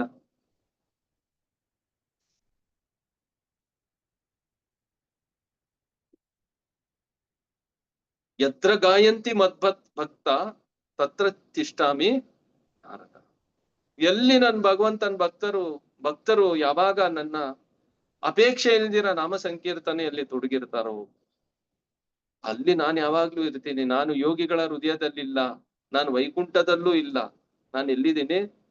ಅದರಿಂದ ಯಾರು ಕೃಷ್ಣನನ್ನ ಕೊಡ್ಬೋದು ಅಂದ್ರೆ, ಯಾರು ಹೃದಯದಲ್ಲಿ ಕೃಷ್ಣನ್ ಇಟ್ಕೊಂಡಿರ್ತಾರೋ ಅವ್ರು ಮಾತ್ರನೇ ಇನ್ನೊಬ್ಬರಿಗೆ ಕೃಷ್ಣನನ್ನ ಕೊಡ್ಬೋದು. ಆ ಹೃದಯದಲ್ಲಿ ಯಾರು ಇಟ್ಕೊಂಡಿದ್ದಾರೆ? ಭಗವಂತನನ್ನ. ಸುಖದೇವ್ ಗೋಸ್ವಾಮಿಗಳಂತವ್ರು, ಸೂತ ಗೋಸ್ವಾಮಿಗಳಂತವ್ರು, ಪ್ರಭುಪಾದರಂತವ್ರು, ಅವ್ರ ಮಾತನ್ನ ಕೇಳಿದಾಗ ಮಾತ್ರನೇ ನಮ್ ಹೃದಯ ಪರಿವರ್ತನೆ ಆಗುತ್ತೆ, ಇಲ್ಲಾಂದ್ರೆ ಯಾವುದೇ ಪರಿವರ್ತನೆ ಇಲ್ಲ. ಯಾಕೆಂದ್ರೆ ಆ ಕೃಷ್ಣ, ಅವ್ರ ಹೃದಯದಲ್ಲಿರೋ ಕೃಷ್ಣ ನಮ್ ಹೃದಯದಲ್ಲಿರೋ ಕೃಷ್ಣ ಏನ್ ಮಾಡ್ತಾನೆ? ಅವ್ರ ಮಾತನ್ನ ಕೇಳಿ ನಮ್ ಹೃದಯನ ಪರಿವರ್ತನೆ ಮಾಡ್ತಾನೆ. ಇಲ್ಲಿ ಒಂದೇ ಒಂದು ಮಾಧ್ಯಮ ಏನಪ್ಪಾ ಅಂದ್ರೆ, ಒಂದೇ ಏನಿದೆ ಅಂದ್ರೆ, ಇಲ್ಲಿ ಸೂತ ಗೋಸ್ವಾಮಿಗಳು ಹೇಳೋ ಪ್ರಕಾರವಾಗಿ ಏಕಾಗ್ರತೆಯಿಂದ, ಸಂಪೂರ್ಣ ಶರಣಾಗತಿಯಿಂದ ನಾವು ಭಾಗವತವನ್ನ ಕೇಳಿಸ್ಕೋಬೇಕು ಅನ್ನೋದೇ ವಿಚಾರ. ಅದಕ್ಕೆ ಇಲ್ಲಿ ಪ್ರಭುಪಾದರು ಏನ್ ಹೇಳ್ತಾ ಇದ್ದಾರೆ? ಆದುದರಿಂದ ನಾವು ಯಾವ ಸಂದೇಶವನ್ನು ಗ್ರಹಿಸಿದರೂ ಅದನ್ನು ಅವರು ನೀಡಲು ಬಯಸುತ್ತಾರೆ. ಸುಖದೇವ್ ಗೋಸ್ವಾಮಿಗಳು ಭಾಗವತವನ್ನು ತಮ್ಮ ಪೂಜ್ಯ ತಂದೆಯಿಂದ ಹೇಗೆ ಗ್ರಹಿಸಿದರೋ ಹಾಗೆ ನಿರೂಪಿಸಿದರು. ಅದೇ ರೀತಿಯಲ್ಲಿ ಸುಖದೇವ್ ಗೋಸ್ವಾಮಿಗಳು ತಾವು ಹೇಗೆ ಗ್ರಹಿಸಿದರೋ ಹಾಗೆ ಸೂತ ಗೋಸ್ವಾಮಿಗಳು ಭಾಗವತವನ್ನು ನಿರೂಪಿಸಿದರು. ಸೂತ ಗೋಸ್ವಾಮಿಗಳು ನಿರೂಪಿಸಿದರು. ಭಾಗವತವನ್ನು ಕೇವಲ ಕೇಳಿದರೆ ಸಾಲದು. ನೋಡಿ ಇಲ್ಲಿ ತುಂಬಾ ಮತ್ತೆ ಇನ್ನೊಂದ್ಸಲಿ ಪ್ರಭುಪಾದರು ಹೇಳ್ತಾರೆ, ಕೇಳಿದರೆ ಸಾಲದು, ಏಕಾಗ್ರತೆಯಿಂದ ಅದನ್ನು ಸಾಕ್ಷಾತ್ಕಾರ ಮಾಡಿಕೊಳ್ಳಬೇಕಾಗುತ್ತದೆ. ಬರೀ ಕೇಳಿಸ್ಕೊಂಡ್ರೆ ಆಗಲ್ಲ, ನಾವೇನ್ ಮಾಡ್ಬೇಕು? ಏಕಾಗ್ರತೆಯಿಂದ ಸಾಕ್ಷಾತ್ಕಾರ ಮಾಡ್ಕೋಬೇಕು ಅಂತ ಹೇಳ್ತಾರೆ. ಹೆಂಗೆ ಅದು ಸಾಕ್ಷಾತ್ಕಾರ ಮಾಡ್ಕೊಳೋದು? ಏಕಾಗ್ರತೆಯಿಂದ ಯಾವ್ದ್ರಿಂದ ಸಾಧ್ಯ ಆಗುತ್ತೆ? ಜಪ ಮಾಡು. ನಾವೇನ್ ಮಾಡ್ಬೇಕು? ಏಕಾಗ್ರತೆಯಿಂದ ಕುತ್ಕೊಂಡು ಹರೇ ಕೃಷ್ಣ ಮಂತ್ರನ ಜಪ ಮಾಡ್ಬೇಕು. ನಿವಿಷ್ಟ ಎಂಬ ಪದವು ಸೂತ ಗೋಸ್ವಾಮಿಗಳು ಭಾಗವತಾಮೃತವನ್ನು ತಮ್ಮ ಕಿವಿಗಳಿಂದ ಕುಡಿದರು ಎಂಬ ಅರ್ಥವನ್ನು ಸೂಚಿಸುತ್ತದೆ. ಅದು ಭಾಗವತವನ್ನು ಗ್ರಹಿಸುವ ನಿಜವಾದ ಕ್ರಮ. ಭಗವಂತನ ಸಾಕ್ಷಾತ್ಕಾರ ಮೊದಲು ಎಲ್ಲಿಂದ ಆಗ್ಬೇಕು? ಕಿವಿಯಿಂದ ಆಗ್ಬೇಕು. ಪ್ರಭುಪಾದರು ಅದಕ್ಕೆ ಹೇಳ್ತಾರೆ, ಭಾಗವತನ ಏನ್ ಮಾಡಿ? ಶೃಣ್ವತಾಂ ಸ್ವಕತಃ ಕೃಷ್ಣ. ಕಿವಿಯಿಂದ ಕೇಳಿಸ್ಕೊಳ್ಳಿ. ಮತ್ತೆ ಭಗವಂತನ ನಾಮನ ಏನ್ ಮಾಡಿ, ಒಂದೊಂದು ಶಬ್ದನೂ ಕೂಡ ಹರೇ ಕೃಷ್ಣ ಕೃಷ್ಣ ಕೃಷ್ಣ ಹರೇ ಹರೇ, ಹರೇ ರಾಮ ರಾಮ ರಾಮ ಹರೇ ಹರೇ ಕಿವಿಯಿಂದ ಸ್ಪಷ್ಟವಾಗಿ ಕೇಳಿಸ್ಕೊತಾ ಇರಿ. ನಿಜವಾದ ಅರ್ಹ ವ್ಯಕ್ತಿಯಿಂದ ಪರಮ ಏಕಾಗ್ರತೆಯಿಂದ ಭಾಗವತವನ್ನು ಕೇಳಿದ್ದೇ ಆದರೆ ಭಾಗವತದ ಪುಟಗಳಲ್ಲಿಯೂ, ಪ್ರಭುಪಾದರ ಪದ ನೋಡಿ, ನೋಟ್ ಮಾಡಿಕೊಳ್ಳಿ ಇಲ್ಲಿ, ಪುಟಗಳಲ್ಲಿಯೂ ಭಗವಾನ್ ಶ್ರೀ ಕೃಷ್ಣನ ಸನ್ನಿಧಾನವನ್ನು ಅರ್ಥ ಮಾಡಿಕೊಳ್ಳಬಹುದು. ಪೇಜ್ ಅಲ್ಲಿ ಕೃಷ್ಣ ಕೃಷ್ಣ ಕೃಷ್ಣ ಕೃಷ್ಣನನ್ನ ನಾವ್ ಎದುರುಗಡೆ ನೋಡ್ತಾ ಹೋಗ್ತೀವಿ. ಭಾಗವತವನ್ನು ಅರ್ಥ ಮಾಡಿಕೊಳ್ಳುವ ರಹಸ್ಯವನ್ನು ಇಲ್ಲಿ ಪ್ರಸ್ತಾಪಿಸಲಾಗಿದೆ. ಯಾರ ಮನಸ್ಸು ಶುದ್ಧವಾಗಿಲ್ಲವೋ ಅಂತಹ ಮನುಷ್ಯನು ಪರಮ ಏಕಾಗ್ರತೆಯನ್ನು ಸಾಧಿಸಲಾರನು. ಯಾವಾಗ ಮನಸ್ಸು ಶುದ್ಧತೆ ಇಲ್ವೋ ಅವಾಗ ಏಕಾಗ್ರತೆ ಬರಲ್ಲ. ಅದಕ್ಕೆ ಪ್ರಭುಪಾದರು ಏನ್ ಕೊಟ್ರು, 16 ಮಾಲೆ ಏನ್ ಮಾಡಿ, ಪ್ರತಿದಿನ ಬ್ರಹ್ಮ ಮುಹೂರ್ತದಲ್ಲಿ ಎದೋಳಿ 16 ಮಾಲೆ ಜಪ ಮಾಡಿ. ಅವಾಗ ಏನಾಗತ್ತೆ, ಮನಸ್ಸಲ್ಲಿರೋದು ಕಲ್ಮಶ ಎಲ್ಲ ಹರೇ ಕೃಷ್ಣ ಕೃಷ್ಣ ಕೃಷ್ಣ ಹರೇ ಹರೇ, ಹರೇ ರಾಮ ರಾಮ ರಾಮ ಹರೇ ಹರೇ ಇತಿ ಷೋಡಶಕ ನಾಮ್ನಾಂ ಕಲಿ ಕಲ್ಮಶ ನಾಶನಂ ನಾತೋ ಪರತೋರುಪಾಯ ಸರ್ವವೇದೇಶು ದೃಶ್ಯತೆ. ಮನಸ್ಸು ಏನಾಗತ್ತೆ ಅವಾಗ, ಶುದ್ಧಿ ಆಗತ್ತೆ. ಚೇತೋ ದರ್ಪಣ ಮಾರ್ಜನಂ ಭವ ಮಹಾದಾವಾಗ್ನಿ ನಿರ್ವಾಪಣಂ ಶ್ರೇಯ ಕೈರವ ಚಂದ್ರಿಕಾ ವಿತರಣಂ ವಿದ್ಯಾವಧು ಜೀವನಂ. ಅವನಿಗೆ ಪೂರ್ಣ ಆಗಿರೋದು ಭಗವಂತನ ಅನುಗ್ರಹದಿಂದ ಪರಮ ಸತ್ಯ ಸಾಕ್ಷಾತ್ಕಾರ ಪಡೆಯೋದಿಕ್ಕೆ ಅವನ ಹೃದಯ ಏನಾಗತ್ತೆ, ಪರಿಶುದ್ಧಿ ಆಗತ್ತೆ. ವಿದ್ಯಾವಧು ಜೀವನಂ ಆನಂದಾಂಬುದಿ ವರ್ಧನಂ ಪ್ರತಿಪದಂ ಪೂರ್ಣಾಮೃತ ಸ್ವಾದನಂ ಸರ್ವಾತ್ಮ ಸಪನಂ. ಎಲ್ಲ ಜೀವಾತ್ಮಕ್ಕೆ ಒಂದೇ ಒಂದು ದಾರಿ ಏನು ಕೊಟ್ಟಿದ್ದಾನೆ ಭಗವಂತ, ಶ್ರೀಕೃಷ್ಣ ಸಂಕೀರ್ತನಂ, ಭಗವಂತನ ನಾಮ ಸಂಕೀರ್ತನೆ. ಅದರಿಂದ ಹೃದಯ ಏನಾಗತ್ತೆ, ಒಬ್ಬ ವ್ಯಕ್ತಿ ಇದನ್ನ ಅಭ್ಯಾಸ ಮಾಡ್ತಾ ಒಂದೇ ದಿನದಲ್ಲಿ ಆಗಲ್ಲ. ಇವತ್ತು 16 ಮಾಲೆ ಜಪ ಮಾಡಿದೀನಿ, ನಾಳೆಯಿಂದ ನನ್ಗೆ ವಿಚಾರನೇ ಬರಬಾರ್ದು, ಇಲ್ಲ, ಆತರ ಏನಿಲ್ಲ, ಬರುತ್ತೆ. ಅಭ್ಯಾಸ ಮಾಡ್ತಾ ನಿತ್ಯಂ ಭಾಗವತ ಮಾಡ್ತಾ ನಾವು ನಿಧಾನವಾಗಿ ಏನ್ ಮಾಡ್ತೀವಿ, ಕ್ರಮೇಣೇವ ಪ್ರಳಿಯತ ವಿಷ್ಣುರ್ ಭಕ್ತಿ ರಥಾತ್ಮನಂ. ಮತ್ತೆ ಭಾಗವತನೇ ಹೇಳುತ್ತೆ, ಕ್ರಮೇಣವಾಗಿ ಮಾಡ್ತಾ. ಯಾಕೆಂದ್ರೆ ಒಂದು ಜನ್ಮದ್ದು ಕೊಳೆ ಇಲ್ಲ ಇಲ್ಲಿ, ಎಷ್ಟೋ ಜನ್ಮಾಂತರದ್ದು ಕೊಳೆ ಇದೆ. ಆ ಕೊಳೆ ಹೆಂಗಿದೆ ಅಂದ್ರೆ, ನಮ್ಮ ಗುರು ಮಹಾರಾಜ್ ಹೇಳ್ತಾರೆ, ಇಜ್ಜಲ್ ತರ ಇದೆ ಅಂತಾರ. ಇಜ್ಜಲ್ನ ಕಡೆವರೆಗೂನು ನೀವು ತೊಳಿತಾ ಇದ್ರೆ ಕಡೆಗೂನು ಅದು ಕಪ್ಪೆ ಬರೋದು, ಅದು ಪೂರ್ತಿ ಹೋಗೋವರೆಗೂ ಕಪ್ಪೆ. ಆತರ ಇಜ್ಜಲ್ ತರ ಇದೆ ನಮ್ಮ ಪರಿಸ್ಥಿತಿ. ಅದರಿಂದ ನಾವೇನ್ ಮಾಡ್ಬೇಕು, ಒಂದಿನ ನಾನು 16 ಮಾಲೆ ಜಪ ಮಾಡ್ಬಿಟ್ಟು ನಾಳೆಯಿಂದ ಇವಾಗ ನಾನು ಎಲ್ಲಾ ಶುದ್ಧಿ ಆಗ್ಬಿಟ್ಟಿದೀನಿ, ಆತರ ವಿಚಾರ ಇಲ್ಲ. ನಾವು ಇರೋವರೆಗೂ. ಅದಕ್ಕೆ ಹರಿದಾಸ್ ಠಾಕೂರ್ ಅಂತವ್ರು ಪ್ರತಿದಿನ 192 ಮಾಲೆ ಜಪ ಮಾಡ್ತಾ ಇದ್ರು. ಹರಿದಾಸ್ ಠಾಕೂರ್ ಯಾರು? ಸಾಕ್ಷಾತ್ ಬ್ರಹ್ಮದೇವರು. ಬ್ರಹ್ಮದೇವರು ಬಂದು ಪ್ರತಿದಿನ 22 ಗಂಟೆ ಜಪ, 2 ಗಂಟೆ ನೀರು, ಸ್ನಾನ, ಊಟ, ತಿಂಡಿ ಎಲ್ಲ, 2 ಗಂಟೆ ನಿದ್ದೆ ಎಲ್ಲ 2 ಗಂಟೆ ಅಷ್ಟೇ. ಮಿಕ್ಕಿದ 22 ಗಂಟೆ ಜಪ. ನಮ್ಗ ಹಂಗಂತೂ ಹೇಳ್ಲಿಲ್ಲ. ನಾವು ಹಂಗೇನಾದ್ರೂ ಹೇಳಿದ್ರೆ ನಾವೇನ್ ಮಾಡ್ತೀವಿ, ನಮಸ್ಕಾರ. ಹಂಗೇನಿಲ್ಲ. 2 ಗಂಟೆ, 5 ರಿಂದ 7 ಗಂಟೆ, 2 ಅವರ್ ಅಷ್ಟೇ ಜಪ ಮಾಡ್ಕೋಬೇಕು. ಅದರಿಂದ ಏನ್ ಹೇಳ್ತಾ ಇದಾರೆ, ಏಕಾಗ್ರತೆಯಿಂದ ಶುದ್ಧ ಆಗಿಲ್ಲ ಅಂದ್ರೆ ಮನಸ್ಸು ಏಕಾಗ್ರತೆನ ಸಾಧನೆ ಮಾಡೋದಿಕ್ಕೆ ಸಾಧ್ಯ ಇಲ್ಲ. ಯಾರು ಕಾರ್ಯಸಿದ್ಧಿಯನ್ನು ಹೊಂದಿಲ್ಲವೋ ನೋಡಿ, ಅದಕ್ಕೆ ಪ್ರಭುಪಾದರು ಮತ್ತೆ ಒಂದು ಪದ ಹಾಕದ್ರು, ಏನು, ಕಾರ್ಯಸಿದ್ಧಿ. ಕೆಲ್ಸ ಮಾಡ್ದಿರಾ ಸಿದ್ಧಿ ಗಳಿಸಕ್ಕಾಗಲ್ಲ, ನಾವ್ ಕೆಲ್ಸ ಮಾಡ್ಬೇಕು. ಮಾತಾಜಿಗಳು ಅಡಿಗೆ ಮನೆಗೆ ಹೋದ್ರೇನೆ ಏನಾಗತ್ತೆ, ಭೋಗ ರೆಡಿ ಆಗತ್ತೆ, ಆಮೇಲೆ ಭಗವಂತನ್ಗೆ ನೈವೇದ್ಯ ಮಾಡ್ಬೋದು. ಅಡಿಗೆನೇ ಮಾಡ್ದಿರಾ ನಾನು ಹಂಗೇ ಮನಸ್ಸಿಂದಾನೇ ನಾನು ಇವಾಗ ಇಲ್ಲೇ ಕುತ್ಕೊಂಡು ಎಲ್ಲ ಮಾಡಿದ್ದೀನಿ, ಇವಾಗ ಕೃಷ್ಣನ್ಗೆ ನೈವೇದ್ಯ ಮಾಡ್ಬಿಡ್ತೀನಿ ಅಂತ ಏನಾದ್ರು ಮಾಡಿದ್ರೆ ನಾವು ಹೊಟ್ಟೆ ಹಸ್ಕೊಂಡೇ ಇರ್ಬೇಕಾಗತ್ತೆ, ಹೊಟ್ಟೆ ಅಂತೂ ಗ್ಯಾರಂಟಿ ತುಂಬಲ್ಲ. ಕರೆಕ್ಟ್ ಅಲ್ವಾ? ಕಾರ್ಯಸಿದ್ಧಿ ಅದು. ಕೆಲಸ ಮಾಡಿದ್ರೇನೆ ಭೋಗ ರೆಡಿ ಆಗುತ್ತೆ, ನೈವೇದ್ಯ ಆಗುತ್ತೆ, ಅದಾದ್ಮೇಲೆ ಪ್ರಸಾದ ಸಿಗತ್ತೆ. ಅದೇ ತರ ಇದನ್ನು ಅಷ್ಟೇ, ನಾವು ಜಪ ಮಾಡಿದ್ರೇನೆ, ಕುತ್ಕೊಂಡ್ ಟೈಮ್ ಕೊಟ್ರೇನೆ, ಭಗವಂತನ ಸೇವೆಯಲ್ಲಿ ತೊಡಗಿದ್ರೇನೆ. ಇಲ್ಲ ಅಂದ್ರೆ ಸುಮ್ನೆ ಹಂಗೆ ಸುಮ್ಮನೆ ಬರುವುದೇ ಮುಕ್ತಿ, ಗುರು ಧರ್ಮ ಭಿಕ್ಷೆ ಬೇಡಿದ ಬಗೆ ಸುಕೀರ್ತಿ. ಸುಮ್ಮನೆ ಸಿಗಲ್ಲ. ನಾವೇನ್ ಮಾಡ್ಬೇಕು? ಕೆಲಸ ಮಾಡ್ಬೇಕು. ಕಾರ್ಯ ಶುದ್ಧಿ, ಅದು ಕಾರ್ಯ ಶುದ್ಧಿ ಆಗಿಲ್ಲ ಅಂದ್ರೆ ಏನಾಗಲ್ಲ. ನಾವು ಕೆಲಸ ಮಾಡದೆ ಅಂದ್ರೆ ಶುದ್ಧಿ ಹೊಂದಿಲ್ಲೋ ಅಂತವನನ್ನು ಮನಃಶುದ್ಧಿಯನ್ನು ಹೊಂದಿರಲಾರನು. ಅವರು ಯಾರು ಆಹಾರ, ನಿದ್ರೆ, ಭಯ ಮತ್ತು ಮೈಥುನದಲ್ಲಿ ಶುದ್ಧನಾಗಿಲ್ಲವೋ ಅವನು ಕಾರ್ಯದಲ್ಲಿ ಶುದ್ಧನಾಗಿರುವುದು ಸಾಧ್ಯವಿಲ್ಲ. ಅದರಿಂದ ಇದೆಲ್ಲ ಪ್ರಾಕ್ಟಿಕಲ್ ಆಗಿ ಏನು ಹೇಳ್ತಾ ಇದ್ದಾರೋ ಅದನ್ನೇ ಇಲ್ಲಿ ಸೂತ ಗೋಸ್ವಾಮಿಗಳು ಹೇಳ್ತಾ ಇರೋದು. ಅವರು ಏನು ಯಥಾಮತಿಂ ಯಥಾ ಅದಿತಂ ಯಥಾಮತಿ. ಅವ್ರು ಏನ್ ಹೇಳಿದ್ರೋ ಅದನ್ನ ನಾನು ಸಾಕ್ಷಾತ್ಕಾರ ಮಾಡಿದೆ. ನಾನು ಕಾರ್ಯ ರೂಪದಲ್ಲಿ ಅದನ್ನ ಆಚರಣೆ ಮಾಡಿದೆ. ಆಚರಣೆ ಮಾಡ್ತಾ ಮಾಡ್ತಾ ಮಾಡ್ತಾ ನಾನು ಅದನ್ನ ಅರ್ಥ ಮಾಡ್ಕೊಂಡಿದ್ದೀನಿ. ಆ ಅರ್ಥಗಳನ್ನೇ ಇವಾಗ ನಾನು ನಿಮ್ಗೆ ಹೇಳ್ತಾ ಇದ್ದೀನಿ. ಹೇಗಾದರೂ ಸರಿ ತಕ್ಕ ವ್ಯಕ್ತಿಯಿಂದ, ಪ್ರಭುಪಾದ್ರ ಕಡೆಗೆ ಹೇಳಿದ್ರು, ಹೇಗಾದರೂ ಸರಿ ಏನೋ ಒಬ್ಬ ತಕ್ಕ ವ್ಯಕ್ತಿಯಿಂದ ಪರಮ ಏಕಾಗ್ರತೆಯಿಂದ ಯಾರಾದ್ರೂ ಭಾಗವತವನ್ನು ಕೇಳಿದ್ದೇ ಆದರೆ ಆರಂಭದಲ್ಲಿ ಆತನು ಭಗವಾನ್ ಶ್ರೀ ಕೃಷ್ಣನನ್ನು ವ್ಯಕ್ತ ರೂಪದಲ್ಲಿ ಭಾಗವತದ ಪುಟಗಳಲ್ಲಿ ಕಾಣುವುದರಲ್ಲಿ ಸಂದೇಹವಿಲ್ಲ. ಅದರಿಂದ ಏಕಾಗ್ರತೆಯಿಂದ ನಾವೇನ್ ಮಾಡ್ಬೇಕು?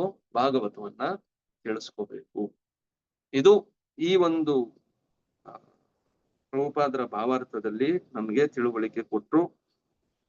ಅದರಿಂದ ಇದನ್ನ ತುಂಬಾ ಚೆನ್ನಾಗಿ ಅರ್ಥ ಮಾಡಿಕೊಂಡು ನಾವು ಜಪ ಮತ್ತೆ ಭಾಗವತದ ಶ್ರವಣದಲ್ಲಿ ಮತ್ತೆ ದೇವಸ್ಥಾನದಲ್ಲೂ ಅಷ್ಟೇ ನಾವ್ ಯಾವಾಗ ಬರ್ತೀವೋ ಭಾಗವತ ಆದಾಗ ಬಂದು ಕೂತ್ಕೋಬೇಕು. ಸೇವೆ ಇದ್ರೆ ಮುಂಚಿತವಾಗಿ ಮಾಡಿ, ಇಲ್ಲಾಂದ್ರೆ ಭಾಗವತ ಕೇಳಿಸ್ಕೊಂಡ್ಮೇಲೆ ಕೂತ್ಕೊಂಡ್ ಮಾಡಿ. ಏನು ಅರ್ಧ ಗಂಟೆ 1 hour ಅಲ್ಲಿ ಏನು ಹೆಚ್ಚು ಕಡಿಮೆ ಅಂತೂ ಆಗಲ್ಲ. ಕೋಟಿ ಅಂತೂ ಗ್ಯಾರಂಟಿ ಬರಲ್ಲ. ಇವಾಗ ಈ ಕೆಲಸ ಬಿಟ್ಟು ನಾನು ಇಲ್ಲಿ 1 hour ಏನಾದ್ರು ಬಿಟ್ಬಿಟ್ರೆ ಆಮೇಲೆ ನನ್ಗೆ ಕೋಟಿ ಬರೋದು ಹೊಟ್ಟೋಗ್ಬಿಡುತ್ತೆ ಆತರ ಅಂತೂ ವಿಚಾರ ಇಲ್ಲ.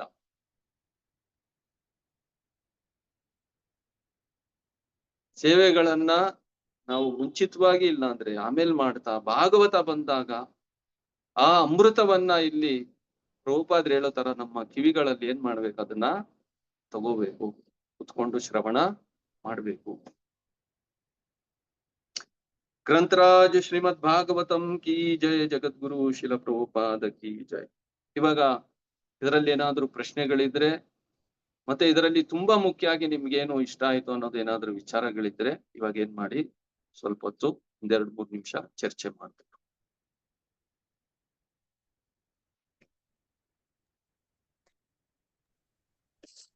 ಹರೇ ಕೃಷ್ಣ ಪ್ರಭು. ಹರೇ ಕೃಷ್ಣ. ಹರೇ ಕೃಷ್ಣ ಯಾರು ಪ್ರಭು. ಮಾತಾಡುದು? ಪುಷ್ಪಲತಾ ಮಾತಾಜಿ ಪ್ರಭು. ಹೇಳಿ ಮಾತಾಜಿ. ನಾವು ಜೀವನ ಪರ್ಯಂತ ಇರೋವರೆಗೂ ಸಾಧನೆ ಅನ್ನೋದು ಮಾಡ್ಬೇಕು ಪ್ರಭು. ಜಪ ಮಾಡ್ಬೇಕು, ಭಾಗವತ ಕೇಳ್ಬೇಕು, ಭಗವದ್ಗೀತೆ ಓದ್ಬೇಕು. ಜೀವನ ಪರ್ಯಂತ ನಾವು ಸಾಧಿಸಿದ್ರೇನೆ ಆಗೋದು ಪ್ರಭು. ಇದರಿಂದ ತಿಳ್ಕೊಂಡಿದೀವಿ ಪ್ರಭು. ಸರಿ ಇದೆ ಮಾತಾಜಿ, ಕರೆಕ್ಟ್ ಆಗಿ ವಿಚಾರ ಮಾಡಿ. ಹರೇ ಕೃಷ್ಣ. ಹರೇ ಕೃಷ್ಣ ಹರೇ ಮಾತಾಜಿ. ನಾನು ಕಲ್ಯಾಣ ಮಾತಾಡ. ಈಗ ನಾವು ಮನಸ್ಸು ಶುದ್ಧಿ ಆದ್ರೆ ಕೃಷ್ಣ ಬಂದು ನಮ್ ಮನ್ಸಲ್ಲಿ ಕುತ್ಕೊಂತಾನೆ. ಸರಿ ಇದೆ ಮಾತಾಜಿ. ಏನ್ ಮಾಡ್ತೀರಿ ಇವಾಗ ಮನಸ್ಸು ಶುದ್ಧಿ ಆಗೋದಿಕ್ಕೆ?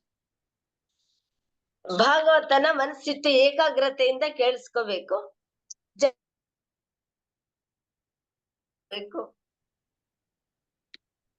ಸರಿ ಇದೆ ಮನಸ್ಸು ಮಾತಾಜಿ, ಶುದ್ಧಿ. ಕರೆಕ್ಟ್. ಹರೇ ಕೃಷ್ಣ ಪ್ರಭು. ಹರೇ ಕೃಷ್ಣ. ಹರೇ ಕೃಷ್ಣ ಪ್ರಭು. ಹರೇ ಕೃಷ್ಣ ಪ್ರಭು, ಹೇಳಿ ಪ್ರಭು. ಪ್ರಭು, ಇದರಲ್ಲಿ ಈಗ ಶುದ್ಧವಾದ ವ್ಯಕ್ತಿ ಅಂತ ಹೇಳ್ಬೇಕು ಪ್ರಭು. ನಾವು ಪೂರ್ಣವಾಗಿ ಶುದ್ಧವಾಗಿರುವ ವ್ಯಕ್ತಿಗಳಿಂದ ಮಾತ್ರ ಶ್ರವಣ ಮಾಡ್ಬೇಕು ಅನ್ನೋದು. ಇದಕ್ಕೆ ಭಗವದ್ಗೀತೆನಲ್ಲಿ 12ನೇ ಅಧ್ಯಾಯದಲ್ಲಿ ಇದರ ವಿವರ ಸಿಗುತ್ತೆ ಪ್ರಭು. ಯಾರು ಪರಿಶುದ್ಧ ಭಕ್ತರು ಅನ್ನೋದಕ್ಕೆ. ಅನಿಕೇತ ಸ್ಥಿರಮತಿ ಅಂತ. ಅನಿಕೇತ ಸ್ಥಿರಮತಿ, ಯದೃಚ್ಛಾ ಲಾಭ ಸಂತುಷ್ಟ, ಮತ್ತೆ ಅರತಿರ್ ಜನ ಸಂಸದಿ. ಜನರ ಸಮೂಹದಲ್ಲಿ ಆಸಕ್ತಿ ಇರಬಾರ್ದು ವ್ಯಕ್ತಿಗೆ. ಯಾರು ಪರಿಶುದ್ಧವಾಗಿ ಭಾಗವತ ಆಗಿರ್ತಾನೋ ಅವನಿಗೆ ಯಾವುದೇ ಕಾರಣಕ್ಕೂ ಜನರ ಸಮೂಹದಲ್ಲಿ ಯಾವುದೇ ವಿಧವಾದ ಆಸಕ್ತಿ ಇರೋದಿಲ್ಲ. ಅನಿಕೇತ ಅಂತ ಅಂದ್ರೆ ಅವನು ತನ್ನ ವಾಸಸ್ಥಾನದಲ್ಲಿ ಎಂದೂ ರತನಾಗಿರೋದಿಲ್ಲ. ಅದು ನನಗೆ ಇದು ಬೇಕು, ಇದೇ ತರ ಇರಬೇಕು, ಅವನು ಯಾವುದೇ ವಿಧವಾದ ಒಂದು ಅಪೇಕ್ಷೆಗಳನ್ನು ಇಟ್ಕೊಂಡಿರೋದಿಲ್ಲ. ನನಗೆ ಈ ತರ ಕಂಫರ್ಟ್ ಝೋನ್ ಅಲ್ಲೇ ಇರಬೇಕು ಅನ್ನೋದನ್ನ ಅವನು ತ್ಯಾಗ ಮಾಡಿರ್ತಾನೆ. ಅನಿಕೇತ ಸ್ಥಿರಮತಿ ಅಂತ ಅಂದ್ರೆ ಸದಾ ಭಗವಂತನಲ್ಲಿ ತನ್ನ ಒಂದು ಚಿತ್ತವನ್ನ ಸ್ಥಿರಗೊಳಿಸಿರ್ತಾನೆ. ಅವನ ಚಿತ್ತ ಅವನನ್ನು ಬಿಟ್ಟು ಮತ್ತೆ ಚಲಿಸೋದಿಲ್ಲ. ಅನಿಕೇತ ಸ್ಥಿರಮತಿ ಮತ್ತೆ ಅರತಿರ್ಜನ ಸಂಸದಿ ಎದುರಿಚ್ಛಾ ಲಾಭ ಸಂತುಷ್ಟ ಅಂತ ಅಂದ್ಬಿಟ್ಟು, ಇದು ಭಕ್ತರ ಅನ್ನಿಸ್ಕೊಂಡವ್ರಿಗೆ ತುಂಬಾ ಅಗತ್ಯವಾಗಿರ್ತಕ್ಕಂಥ ಮೂಲ ಲಕ್ಷಣ ಪ್ರಭು. ಎದುರಿಚ್ಛಾ ಲಾಭ ಸಂತುಷ್ಟ ಅಂತ ಅನ್ಬಿಟ್ಟು ನಮ್ಗೆ ಅದು ಬೇಕು ಇದು ಬೇಕು ಅಂತ ಅನ್ಬಿಟ್ಟು ಯಾರು ಬೈಕೆ ಒಂದು ಸುಳಿಯಲ್ಲಿ ಸಿಕ್ಕಾಕೊಂಡಿರ್ತಾರಲ್ಲ, ಆ ಸುಳಿ ಹಂಗೆ ಸೆಳ್ಕೊಂಡು ಆಳಕ್ಕೆ ಹೊರಟೋಗುತ್ತೆ ನೋಡಿ ಆ ಸುಳಿಗೆ ಸಿಕ್ಕಿರೋ ವಸ್ತು. ಆ ರೀತಿ ನಾವು ಮಾಯ ಮುಳುಗೋಗ್ತೀವಿ ಪ್ರಭು, ಮತ್ತೆ ಹೊರಗಡೆ ಬರೋದಿಕ್ಕೆ ಸಾಧ್ಯನೇ ಇಲ್ಲ. ಅಕಸ್ಮಾತ್ ಅಲ್ಲಿ ಇಲ್ಲಿ ಸ್ವಲ್ಪ ಕೊಚ್ಕೊಂಡು ಹೋದ್ರು ಎಲ್ಲಾದ್ರೂ ಒಂದು ತೀರಾ ಒಂದು ದಡ ಸೇರಿ ಒಂದು ದಡ ಸಿಕ್ಕೋದಕ್ಕೊಂದು ಅವಕಾಶ ಇರುತ್ತೆ. ಆದ್ರೆ ಸುಳಿ ಸಿಕ್ಕಿದವನಿಗೆ ತಳಾನೇ ಗತಿ, ಮತ್ತೆ ಅವನ ಮೇಲೆ ಬರೋದೇ ಇಲ್ಲ. ಆ ರೀತಿ ಇದು ಎದುರಿಚ್ಛಾ ಲಾಭ ಸಂತುಷ್ಟ ಅನ್ನೋಂಥ ಗುಣನ ತುಂಬಾ ಅವಶ್ಯಕವಾಗಿ ವ್ಯಕ್ತಿ ತನ್ನನ್ನು ತಾನು ರೂಢಿಸ್ಕೋಬೇಕು. ಯಾರು ಈ ರೀತಿ ಗುಣಗಳಿಂದ ಪೂರ್ಣರಾಗಿರ್ತಾರೋ ಅಂತ ಒಂದು ಶುದ್ಧ ಭಕ್ತರಿಂದ ಮಾತ್ರ ನಾವು ಭಗವಂತನ ವಿಚಾರಗಳನ್ನ ಕೇಳಬೇಕು. ಮತ್ತೆ ಅದು ಅರ್ಥ ಆಗ್ಬೇಕಂದ್ರೂ ನಮ್ಮಲ್ಲೂ ಆ ಗುಣಗಳು ರೂಢಿಸ್ಕೊಂಡ್ಲೇಬೇಕು, ಬೇರೆ ದಾರಿನೇ ಇಲ್ಲ. ನಾವು ಇದನ್ನ ರೂಢಿಸ್ಕೊಂಡಿಲ್ಲ ಅಂತಂದ್ರೆ ನಮಗೆ ಭಗವಂತನ ಸಿಕ್ಕಲ್ಲ, ಭಾಗವತನ ಸಿಕ್ಕೋದಿಲ್ಲ, ನಾಮನ ಸಿಕ್ಕೋದಿಲ್ಲ, ಏನು ಪ್ರಾಪ್ತಿನೇ ಇಲ್ಲ. ಅವನು ಸರ್ವಶೂನ್ಯ ಆಗೋಗ್ತಾನೆ. ಭಗವಂತನ ವಿಚಾರದಲ್ಲಿ ಸರ್ವಶೂನ್ಯ ಆಗೋಗ್ತಾನೆ. ಹರೇ ಕೃಷ್ಣ. ಹರೇ ಕೃಷ್ಣ ಪ್ರಭು. ತುಂಬಾ ಚೆನ್ನಾಗಿ ಭಗವದ್ಗೀತೆದು ಉದಾಹರಣೆ ಸಮೇತ ತಿಳುವಳಿಕೆ ಕೊಟ್ರಿ ಪ್ರಭು. ಥ್ಯಾಂಕ್ಸ್ ಪ್ರಭು. ಬೇರೆ ಯಾರ್ದಾದ್ರೂ ಏನಾದ್ರೂ ವಿಚಾರ ಇದೆಯಾ, ಪ್ರಶ್ನೆ ಇದೆಯಾ ಯಾರಿಗಾದ್ರೂ? ಹರೇ ಕೃಷ್ಣ ಪ್ರಭು. ಹರೇ ಕೃಷ್ಣ ಪ್ರಭು. ಹರೇ ಕೃಷ್ಣ. ಆ ಇದ್ದಲಿನ ಉದಾಹರಣೆ ಕೊಟ್ಟಲ್ಲ, ಅದು ಚೆನ್ನಾಗಿತ್ತು ಪ್ರಭು. ಲೈಫ್ ಲಾಂಗ್ ನಾವು ಎಷ್ಟು ಮಾಡಿದ್ರೂ ಸಾಲೋದಿಲ್ಲ ಅಂತ. ಹರೇ ಕೃಷ್ಣ ಪ್ರಭು. ಹರೇ ಕೃಷ್ಣ ಮಾತಾಜಿ ಹೇಳಿ ಪ್ರಭು. ಭಗವದ್ಗೀತೆಯಲ್ಲಿ ಮತ್ತೆ ಭಾಗವತಮಲ್ಲೂ ಅಷ್ಟೇ ಓದ್ಬೇಕಾದ್ರೆ ನೀವ್ ಹೇಳ್ತಲ್ಲ ಪ್ರತಿಯೊಂದು ಪುಟದಲ್ಲೂ ಕೃಷ್ಣನ್ ಬಗ್ಗೆ ಶ್ರೀಲ ಪ್ರಭುಪಾದರು ಹೇಳ್ತಾರಂತ. ಖಂಡಿತ ಅದು ಇನ್ನು ಯಾವ ಮಟ್ಟಕ್ಕೆ ಶ್ರೀಲ ಪ್ರಭುಪಾದರು ಕೃಷ್ಣನ ಇದು ಮಾಡಿರ್ಬೋದು ಪ್ರಭು. ಸೊ ಅದೇ ರೀತಿ ನಾವು ಶ್ರದ್ಧೆಯಿಂದ ಖಂಡಿತವಾಗ್ಲೂ ಭಕ್ತಿಯಿಂದ ಅಭ್ಯಾಸ ಮಾಡಿದಾಗ ಖಂಡಿತ ಆ ಫೀಲ್ ನಮಗೂ ಅದು ಸಿಗುತ್ತೆ ಪ್ರಭು. ಕೃಷ್ಣನ ಸಾಕ್ಷಾತ್ಕಾರ ಖಂಡಿತ ನಾವು ಪಡ್ಕೋಬಹುದು ಪ್ರಭು. ಯಾಕೆಂದ್ರೆ ಪ್ರತಿಯೊಂದು ಪರ್ಪಟ್ಟಲು ಪ್ರತಿಯೊಂದು ಪುಟದಲ್ಲೂ ಖಂಡಿತ ಕೃಷ್ಣ ಇದ್ದಾರೆ ಪ್ರಭು. ಇದನ್ನ ಹೇಳಕ್ ಇಷ್ಟಪಡ್ತೀನಿ ಪ್ರಭು. ಥ್ಯಾಂಕ್ಸ್ ಮಾತಾಜಿ, ತುಂಬಾ ಚೆನ್ನಾಗಿ ಹೇಳಿದ್ರಿ. ಪುಟದಲ್ಲೂ ಕೂಡ ಕೃಷ್ಣನ ಅನುಭವ ನಮ್ಗೆ ಸಿಗುತ್ತೆ. ಆ ಅನುಭವ ಇವತ್ತು ಪ್ರಭುಪಾದರು ಕೊಡ್ಲಿಲ್ಲ ಅಂದಿದ್ರೆ ಅವ್ರಿಗೆ ಆ ಅನುಭವ ಆಗಿರೋದ್ರಿಂದ ಅವರು ಯಥಾವತ್ತಾಗಿ ಎಲ್ರಿಗೆ ಕೊಟ್ರು. ಆ ಅನುಭವ ಇವತ್ತು ಇಡೀ ಜಗತ್ತಲ್ಲಿ ಎಂತವರು ಪ್ರಭುಪಾದರ ಸಂಪರ್ಕಕ್ಕೆ ಬಂದಿದ್ದ ತಕ್ಷಣ ಏನಾಗಿದ್ದಾರೆ, ಅವರು ಕೃಷ್ಣನ ಭಕ್ತರಾಗ್ತಾ ಇರೋದೇ ಇದಕ್ಕೆ ಒಳ್ಳೆ ಉದಾಹರಣೆ ಇದೆ, ನಿದರ್ಶನ ಇದೆ. ಬೇರೆ ಎಲ್ರು ಬೇಕಾದಷ್ಟು ಜನ ಭಾಗವತ ಹೇಳ್ತಾ ಇದ್ದಾರೆ. ನಾನು ಮೊನ್ನೆನೂ ಕೂಡ ಹೇಳಿದೆ, ಪುರಂದರದಾಸರ ಹಾಡು ಸುಮಾರು ಜನ ಹೇಳ್ತಾನೆ ಇದ್ದಾರೆ, ಕೃಷ್ಣ ಏನಬಾರದೆ ಕೃಷ್ಣ ಏನಬಾರದೆ. ಆದ್ರೆ ಎಷ್ಟ್ ಜನ ಕೃಷ್ಣನ್ ಭಕ್ತರಾದ್ರು ಗೊತ್ತಿಲ್ಲ. ಆದ್ರೆ ಪ್ರಭುಪಾದರು ಒಂದ್ ಕಡೆ ಕುತ್ಕೊಂಡು ಅವರು ಭಗವಂತನ ನಾಮ ಸಂಕೀರ್ತನೆ ಮಾಡಿದ್ರು. ಅದರಿಂದ ಇಡೀ ಜಗತ್ತಲ್ಲಿ ಇವತ್ತು ಕೋಟಿ ಜನ ಕೃಷ್ಣನ್ ಭಕ್ತರಾಗಿದ್ದಾರೆ. ನಾವು ಕಲ್ಪನೆನೂ ಮಾಡಕ್ಕಾಗಲ್ಲ. ಎಲ್ರೂ ಅಷ್ಟೇ, ಅವ್ರ ಜೀವನ ಒಂದ್ಸಲಿ ಹಿಂಗ್ ತಿರುಗಿ ನೋಡಿದ್ರೆ ಬೇರೆ ಯಾರ್ದು ಬೇಕಾಗಿಲ್ಲ, ನಮ್ದೇ ಜೀವನ ಒಂದ್ಸಲಿ ಹಿಂಗ್ ತಿರುಗಿ ನೋಡಿದ್ರೆ ಗೊತ್ತಾಗ್ಬಿಡುತ್ತೆ ಎಲ್ಲಿದ್ರೆ ನಾನು, ಯಾವ ತರ ಇದ್ದೆ, ಪ್ರಭುಪಾದರು ಬಂದ್ಮೇಲೆ ಏನಾಗಿದ್ದೀನಿ, ಕೃಷ್ಣ ಭಕ್ತಿ ಹೆಂಗೆ ನಡೀತಾ ಇದೆ. ಇದೆಲ್ಲಾನು ಕೂಡ ಸಾಕ್ಷಾತ್ಕಾರನೇ. ಆ ಸಾಕ್ಷಾತ್ಕಾರ ಪ್ರತಿಯೊಬ್ಬರಿಗೂ ಪ್ರಭುಪಾದರ ದಯೆಯಿಂದ ಸಿಗ್ತಾನೆ ಇದೆ. ಅದರಿಂದಾನೇ ನಾವನ್ನು ಕೂಡ ನಮ್ಗೇನು ಅಷ್ಟು ದೊಡ್ಡ ವಿಚಾರ ಇಲ್ಲ ಅಂದ್ರೇನು ಸ್ವಲ್ಪ ಪ್ರಭುಪಾದರದ್ದು ವಿಚಾರಗಳನ್ನ ಅರ್ಥ ಮಾಡಿದ್ದನ್ನ ನಾವ್ ಇನ್ನೊಬ್ಬರಿಗೆ ಹೇಳಕ್ಕೆ ನಮ್ಗೆ ಅನುಕೂಲ ಆಗ್ತಾ ಇದೆ. ಇಲ್ಲಾಂದ್ರೆ ನಾವು ಯಾರು ಹೇಳಕ್ಕೂ ಆಗಲ್ಲ, ಏನು ಹೇಳಕ್ಕೂ ಆಗಲ್ಲ. ಯಾರನ್ನು ನಮ್ಮ ಮಾತನ್ನು ಯಾರು ಕೇಳೋರು ಇಲ್ಲ, ಅದೇ ನಿಜ. ಥ್ಯಾಂಕ್ಸ್ ಮಾತಾಜಿ. ಜೈಮುತಿ ಮಾತಾಜಿ ಏನು ಹೇಳಿ? ಹರೇ ಕೃಷ್ಣ. ಅದೇ ಇವಾಗ ಸರಸ್ವತಿ ಮಾತಾಜಿ ಹೇಳಿದ್ರಲ್ಲ, ಪ್ರಭುಪಾದರು ಪ್ರತಿಯೊಂದು ಬುಕ್ಕಲ್ಲಿ ಕೃಷ್ಣ ಅಂತ ನಾವು ಪುಟದಲ್ಲಿ ನೋಡ್ತೀವಿ ಅಂತ. ಅವ್ರು ಒಂದು ಆರ್ಟಿಕಲ್ ಬರೆದು ಅವ್ರ ಗುರು ಮಹಾರಾಜ ಭಕ್ತಿ ಸಿದ್ಧಾಂತ ಸರಸ್ವತಿಗೆ ತೋರಿಸಿದಾಗ ಅವ್ರು ಓದ್ಬಿಟ್ಟು ಮತ್ತೆ ಬೇರೆ ಶಿಷ್ಯರ್ಗೆ ಹೇಳ್ತಾರಂತೆ, ಇವ್ರು ಏನೇ ಬರೀಲಿ ಇದನ್ನ ಪ್ರಿಂಟ್ ಮಾಡ್ಸಿ ಅಂತ ಹೇಳ್ತಾರಂತೆ. ಅಂದ್ರೆ ಅಷ್ಟು ಶುದ್ಧ ಭಕ್ತರು ಇವ್ರ ಮುಂದೆ ಬರಿಬೋದು ಅನ್ನೋ ಕಾನ್ಫಿಡೆನ್ಸ್ ಆ ಗುರುವಿನಲ್ಲಿತ್ತು. ಅಷ್ಟು ಶುದ್ಧರಾಗಿದ್ರು ಪ್ರಭುಪಾದ್ರು. ಆದ್ರಿಂದಾನೇ ಪ್ರಭುಪಾದ್ರು ಇದ್ರು ಭಾಗವತ ಮತ್ತೆ ಭಗವದ್ಗೀತಾ ಓದಿರೋರು ಭಕ್ತರಾಗಿದ್ದಾರೆ ಹೊರತು ಬೇರೆಯವ್ರ ಬುಕ್ ಎಲ್ಲ ಓದಿರೋರು ಬರೀ ಇನ್ಫಾರ್ಮೇಶನ್ ಓದ್ತಾರಷ್ಟೇ ಭಗವದ್ಗೀತೆಯಲ್ಲಿ ಏನಿದೆ ಅಂತ. ಆದ್ರೆ ಪ್ರಭುಪಾದ್ರ ಬುಕ್ ಓದಿರೋರು ಖಂಡಿತ.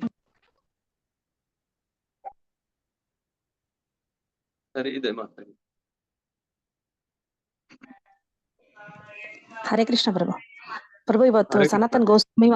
ಸನಾತನ್ ಗೋಸ್ವಾಮಿ ಮತ್ತೆ ಅವ್ರ ದೇವ್ರದ್ದು ಮತ್ತೆ ವ್ಯಾಸ ಪೌರ್ಣಮಿ ಪ್ರಭು. ಸೊ ಎಲ್ರಿಗೂ ಇವತ್ತು ಹೌದು. ನಮ್ಗೆ ಇವತ್ತಿಲ್ ಎಸ್ ಪ್ರಭು. ಸೊ ವ್ಯಾಸರ ಬಗ್ಗೆ ಮತ್ತೆ ಇವತ್ತು ಒಂದೆರಡು ಮಾತುಗಳು ಹೇಳಿ ಪ್ರಭು. ಸೊ ನಮ್ಗೆಲ್ರಿಗೂ ಇನ್ನು ಹೆಚ್ಚೆಚ್ಚು ಭಗವದ್ಗೀತೆ ಇರ್ಬೋದು, ಭಾಗವತಂ ಇರ್ಬೋದು, ಗುರುಗಳ ಕೃಪೆ ಸಿಗ್ಲಿ ಅಂತ ನಮ್ಗೆಲ್ರಿಗೂ ಬ್ಲೆಸ್ಸಿಂಗ್ಸ್ ಮಾಡಿ ಪ್ರಭು. ಹರೇ ಕೃಷ್ಣ. ಮೊದಲನೇದಾಗಿ ನಾನು ಎಲ್ರಿಗೆ ಪ್ರೇ ಮಾಡ್ಕೋತೀನಿ, ದಯವಿಟ್ಟು ನಮ್ಮ ಭಕ್ತಿ ಜೀವನ ಇದೇ ತರ ಪ್ರತಿದಿನ ಜಪ ಮಾಡೋಕ್ಕಿರ್ಬೋದು, ಇಲ್ಲಾಂದ್ರೆ ಭಾಗವತ ಶ್ರವಣ ಮಾಡೋದಕ್ಕಿರ್ಬೋದು, ಇದೇ ತರ ಅನುಕೂಲ ಆಗ್ಲಿ, ಎಲ್ರಿಗೂ ಅದರಿಂದ ಅನುಕೂಲ ಸಿಗ್ಲಿ ಅಂತ ಎಲ್ರು ಕೂಡ ಪ್ರೇ ಮಾಡಿ ಫಸ್ಟು. ಮತ್ತೆ ನಾವು ಇಲ್ಲಿ ಭಾಗವತದಲ್ಲಿ ನಾವೇ ತಿಳುವಳಿಕೆ ಪಡಿತಾ ಇದೀವಿ. ವ್ಯಾಸರು ಸಾಕ್ಷಾತ್ ದೇವೋತ್ತಮ ಪರಮ ಪುರುಷನ ಅವತಾರನೇ, ಅವ್ರು ಮಾತ್ರನೇ ಈ ತರ ಒಂದು ವಿಚಾರನ ತಿಳುವಳಿಕೆ ಕೊಡೋದಿಕ್ಕೆ ಸಾಧ್ಯ ಅಂತ. ದಿವ್ಯವಾಗಿರೋದು ಅವರ ಸ್ಮರಣೆ ದಿನ ಇದೆಲ್ಲ. ನಾವ್ ಇದರಿಂದ ಅವರನ್ನ ನಾವು ಪ್ರೇ ಮಾಡ್ಕೋಬೇಕು. ಅವರನ್ನ ಹೆಂಗ್ ಪ್ರೇ ಮಾಡ್ಬೇಕಂದ್ರೆ ಸಿಂಪಲ್, ಅವರು ನಾವು ಪರಂಪರೆನ ನಾವೇನ್ ಮಾಡ್ಬೇಕು, ನಮ್ಮ ಗುರುಗಳನ್ನ ಏನ್ ಮಾಡ್ಬೇಕು, ನಾವು ಅವ್ರಿಗೆ ನಾವು ಪ್ರಾಮಾಣಿಕವಾಗಿ ಅವ್ರು ಏನ್ ಹೇಳ್ತಾ ಇರೋ ಅದನ್ನ ಕೇಳಿ ನಮ್ ಜೀವನನ ನಾವು ರೂಪಿಸ್ಕೊತಾ ಹೋಗ್ಬೇಕು. ಅದೇ ನಿಜವಾಗ್ಲೂ ನಾವು ಅವ್ರಿಗೆ ಸಲ್ಲಿಸೋ ಅಂತ ಪೂಜೆ ಇರ್ಬೋದು, ಗೌರವ ಇರ್ಬೋದು, ಎಲ್ಲಾನು ಕೂಡ. ಅವ್ರ ಮಾತನ್ನ ಯಾವಾಗ ಕೇಳಿಸ್ಕೋತೀವೋ ಅವಾಗ ಖಂಡಿತವಾಗ್ಲೂ ಇಡೀ ಪರಂಪರೆ ಏನ್ ಮಾಡುತ್ತೆ, ನಮ್ಗೆ ಅನುಗ್ರಹ ಕೊಡುತ್ತೆ. ವ್ಯಾಸರು ಖಂಡಿತವಾಗ್ಲೂ ಅದರಿಂದ ಅನುಗ್ರಹಿತರ, ಅವರಿಂದಾನು ಕೂಡ ನಮ್ಗೆ ಅನುಗ್ರಹ ಪ್ರಾಪ್ತಿ ಆಗುತ್ತೆ. ಇದನ್ನ ನಾವು ಅರ್ಥ ಮಾಡ್ಕೊಳ್ಳಿ. ಮತ್ತೆ ಇದು ತುಂಬಾ ಮುಖ್ಯ ಆಗಿ ಇಲ್ಲೊಂದು ಕೆಲವೊಂದು ಪಾಯಿಂಟ್ಸ್ ಅನ್ನ ಪ್ರಭುಪಾದರು ಕೊಟ್ಟಿರೋದನ್ನ, ಈ ಶ್ಲೋಕಕ್ಕೆ ಸಂಬಂಧಪಟ್ಟಿರೋದ ಒಂದು 5 ವಿಚಾರ ಇದೆ. ಯಾವ ದೃಷ್ಟಿಯಿಂದ ನಾವು ಭಾಗವತವನ್ನ ತಿಳುವಳಿಕೆ ಪಡಿಬೇಕು ಅನ್ನೋದನ್ನ, ಮೊದಲನೇದಾಗಿ ಭಕ್ತಿ ದೃಷ್ಟಿಕೋನ ಇಟ್ಕೋಬೇಕು. ಭಕ್ತಿಯಿಂದ ಮಾತ್ರನೇ ನಾವು ಭಾಗವತವನ್ನ ತಿಳುವಳಿಕೆ ಪಡಿಬೇಕು, ಮೊದಲನೇದು. ಎರಡನೇದು, ಭಾಗವತ ಮತ್ತೆ ಭಗವಂತನಿಗೆ 2 ವ್ಯತ್ಯಾಸ ಇಲ್ಲ ಅಂತ ಪದೇ ಪದೇ ಹೇಳ್ತಾರೆ. 40ನೇ ಶ್ಲೋಕದಿಂದ 44ನೇ ಶ್ಲೋಕದವರೆಗೂ ಈ 5 ಶ್ಲೋಕದಲ್ಲಿ ಮತ್ತೆ ಮತ್ತೆ ಅದನ್ನ ಪುನರುಚ್ಚಾರಣೆ ಮಾಡ್ತಾನೆ ಇದ್ರು. ಅದರಿಂದ ಭಾಗವತ ಬೇರೆ ಇಲ್ಲ, ಭಗವಂತ ಬೇರೆ ಇಲ್ಲ. ಮತ್ತೆ ಅದನ್ನ ಹೆಂಗ್ ಅರ್ಥ ಮಾಡ್ಕೋಬೇಕು, ಭಕ್ತರ ಸಂಘದಿಂದಾನೇ ಅರ್ಥ ಮಾಡ್ಕೋಬೇಕು. ಯಾರೋ ಅಭಕ್ತರ ಜೊತೆಯಲ್ಲಿ ಸೇರಿ ನಾವು ಭಾಗವತನ ಚರ್ಚೆ ಮಾಡೋದ್ರಿಂದ ಯಾವುದೇ ಪ್ರಯೋಜನ ಇಲ್ಲ ಅನ್ನೋದು ವಿಚಾರ. ಮತ್ತೆ ತುಂಬಾ ಮುಖ್ಯ ಆಗಿ ಭಾಗವತ ನಾವು ಕೇಳಿಸ್ಕೊಳೋದ್ರಿಂದ ಯಾವುದೇ ಭೌತಿಕ ಅಪೇಕ್ಷೆಗಳನ್ನ ನಾವು ಇಟ್ಕೋಬಾರ್ದು. ಇದು ತುಂಬಾ ಮುಖ್ಯ ಆಗಿರೋದು ವಿಚಾರ. ಭೌತಿಕ ಅಪೇಕ್ಷೆಗಳು ಬಂದಿದ ತಕ್ಷಣ ಅಲ್ಲಿ ಭಗವಂತ ಇರಲ್ಲ ಅನ್ನೋದೇ ವಿಚಾರ. ಅದರಿಂದ ನಾವು ಭಾಗವತವನ್ನ ಭೌತಿಕ ಅಪೇಕ್ಷೆ ಇಲ್ದಿರ ಕೇಳಿಸ್ಕೋಬೇಕು ಅನ್ನೋದು ವಿಚಾರ. ಮತ್ತೆ ತುಂಬಾ ಮುಖ್ಯ ಆಗಿ ನಾವಿವಾಗ ಚರ್ಚೆ ಮಾಡಿದ್ದು ಪುಟಗಳಲ್ಲೂ ಕೂಡ ಕೃಷ್ಣನ ದಿವ್ಯವಾಗಿರೋದು ಆ ರಸ ನಮ್ಗೆ ಭಾಗವತದಲ್ಲಿ ಯಾವ ತರ ಅಪೇಕ್ಷೆ ಇಲ್ದಿರ ಕೇಳಿಸ್ಕೊತಾ ಹೋದ್ರೆ ನಮ್ಗೆ ಆ ರಸ ನಮ್ಗೆ ಪ್ರಾಪ್ತಿ ಆಗುತ್ತೆ ಅನ್ನೋದು ವಿಚಾರ ಇದೆ. ಮತ್ತೆ ತುಂಬಾ ಶುದ್ಧ ಆಗಿರೋದು ಏಕಾಗ್ರತೆ ಮತ್ತೆ ಆಚರಣೆ ನಾವು ಮಾಡ್ಬೇಕು. ಆಚರಣೆ ನಾವು ಕೇಳಿಸ್ಕೊಂಡು ನಾವು ಸುಮ್ನೆ ಆಗಂಗಿಲ್ಲ, ಕಾರ್ಯ ರೂಪದಲ್ಲಿ ನಾವ್ ಅದನ್ನೇನ್ ಮಾಡ್ಬೇಕು, ಆಚರಣೆ ಮಾಡ್ಬೇಕು ಅನ್ನೋದು ವಿಚಾರ ಇದೆ. ಮತ್ತೆ ಕಡೆಗೆ ಇದನ್ನ ನಿತ್ಯವಾಗಿಯೂ ಮಾಡ್ಬೇಕು. ಇವತ್ತು ಒಂದಿನ ಆಯ್ತು, ನಾಳೆಯಿಂದ ನಮ್ಗೆ ಪೂರ್ಣ ಅನುಗ್ರಹ ಪ್ರಾಪ್ತಿ ಆಯ್ತು, ಆ ತರ ವಿಚಾರ ಇಲ್ಲ. ಯಾವ ತರ ನಾವು ಊಟ ಮಾಡ್ತೀವಲ್ಲ ಪ್ರತಿದಿನ ಹೊಟ್ಟೆ ಹಸ್ದಾಗೆಲ್ಲ, ಅದೇ ತರ ಭಾಗವತವನ್ನು ಕೂಡ ಪ್ರತಿದಿನ ನಾವು ನಿತ್ಯವಾಗಿ ಅಧ್ಯಯನ ಮಾಡ್ಬೇಕು, ನಿತ್ಯವಾಗಿ ಭಾಗವತದ ಸೇವೆಯಲ್ಲಿ ತೊಡಗ್ಬೇಕು. ಬರೀ ವ್ಯಾಸ ಪೂರ್ಣಿಮೆ ದಿನ ಮಾತ್ರ ಗುರುಗಳನ್ನ ಸ್ಮರಣೆ ಮಾಡೋದಲ್ಲ. ನಾವು ನಮ್ಮ ಆಚಾರ್ಯರು ನಮ್ಮ ಪರಂಪರೆಯಲ್ಲಿ ಏನ್ ಹೇಳ್ತಾ ಇದೆ, ಯಶಸ್ತ್ರಿ ಸಂಧ್ಯಂ ಒಂದೇ ಗುರು ಶ್ರೀ ಚರಣಾರವಿಂದಂ. 3 ಸಂಧ್ಯಾ ಕಾಲದಲ್ಲಿ, ಬೆಳಿಗ್ಗೆ, ಮಧ್ಯಾಹ್ನ ಮತ್ತೆ ರಾತ್ರಿ, ಸಂಜೆ ನಾವೇನ್ ಮಾಡ್ಬೇಕು, ಗುರುಗಳನ್ನ ಸ್ಮರಣೆ ಮಾಡ್ಬೇಕು. ಯಾಕೆ ಹಿಂಗ್ ಹೇಳ್ತಾ ಇದ್ದಾರೆ ಅಂದ್ರೆ, ಆ 3 ಸಂಧ್ಯಾ ಕಾಲಗಳಲ್ಲೂ ಕೂಡ ಆ ಸಮಯದಿಂದ ಮತ್ತೆ ಇನ್ನೊಂದು ಸಂಧಿಕಾಲ ಬರೋವರೆಗೂ ಕೂಡ ನಾವು ಗುರುಗಳ ಏನ್ ಹೇಳ್ತಾ ಇದಾರೋ ಅದನ್ನ ನಮ್ ಜೀವನದಲ್ಲಿ ಅಳವಡಿಸ್ಕೋಬೇಕು ಅನ್ನೋದೇ ಅದರದ್ದು ಉದ್ದೇಶ ಇದೆ. ಅದರಿಂದ ಈ ಮೂರೂ ಸಂಧ್ಯಾ ಕಾಲದಲ್ಲಿ ವಿಶೇಷವಾಗಿ ವಿಶ್ವನಾಥ ಚಕ್ರವರ್ತಿ ಠಾಕೂರರು ಗುರು ಅಷ್ಟಕದಲ್ಲಿ ನಮ್ಗೆ ತಿಳುವಳಿಕೆ ಕೊಡ್ತಾರೆ. ಕಡೇ ಶ್ಲೋಕ ಏನ್ ಹೇಳುತ್ತೆ ಅದರಲ್ಲಿ? ಕಡೇ ಶ್ಲೋಕ ಯಸ್ಯ ಪ್ರಸಾದದ್ ಭಗವತ್ ಪ್ರಸಾದ ಭಗವತ್ ಪ್ರಸಾದ ಯಸ್ಯ ಪ್ರಸಾದಾನ್ ನಗತಿ ಕುತೋಪಿ. ಯಸ್ಯ ಪ್ರಸಾದ, ಗುರು ಭಗವಂತನ ಕೃಪೆ ಸಿಗ್ಬೇಕಾ? ನಾವು ಗುರುಗಳ ಕೃಪೆನ ತಗೋಬೇಕು. ಗುರುಗಳ ಕೃಪೆ ಸಿಗ್ಲಿಲ್ವಾ ಭಗವಂತನ ಕೃಪೆ ಸಿಗಲ್ಲ. ಯಸ್ಯ ಪ್ರಸಾದಾತ್ ಭಗವತ್ ಪ್ರಸಾದ ಯಸ್ಯ ಪ್ರಸಾದಾನ್ ನಗತಿ ಕುತೋಪಿ ಧ್ಯಾಯಾಂಸ್ತು ವಾಂಸ ತಸ್ಯ ಯಶತ್ರಿ ಸಂಧ್ಯಂ. ಮೂರೂ ಸಂಧ್ಯಾ ಕಾಲದಲ್ಲಿ ನಾವು ಗುರುಗಳನ್ನ ಸ್ಮರಣೆ ಮಾಡ್ತಾ ಅವ್ರು ಹೇಳಿದ್ದನ್ನ ಆಚರಣೆ ಮಾಡ್ತಾ ನಾವ್ ಯಾವಾಗ ನಮ್ ಜೀವನನ ರೂಪಿಸ್ಕೋತೀವೋ ಅವಾಗ ಖಂಡಿತವಾಗ್ಲೂ ಗುರುಗಳಿಗೆ ತುಂಬಾ ನಾವು ಇಷ್ಟರಾಗ್ತೀವಿ. ನಾವು ನಮಗೆ ಅವರ ಅನುಗ್ರಹ ಪ್ರಾಪ್ತಿ ಆಗುತ್ತೆ. ಅವರ ಅನುಗ್ರಹದಿಂದ ಭಗವಂತನ ಅನುಗ್ರಹಕ್ಕೆ ಸಿಗತ್ತೆ.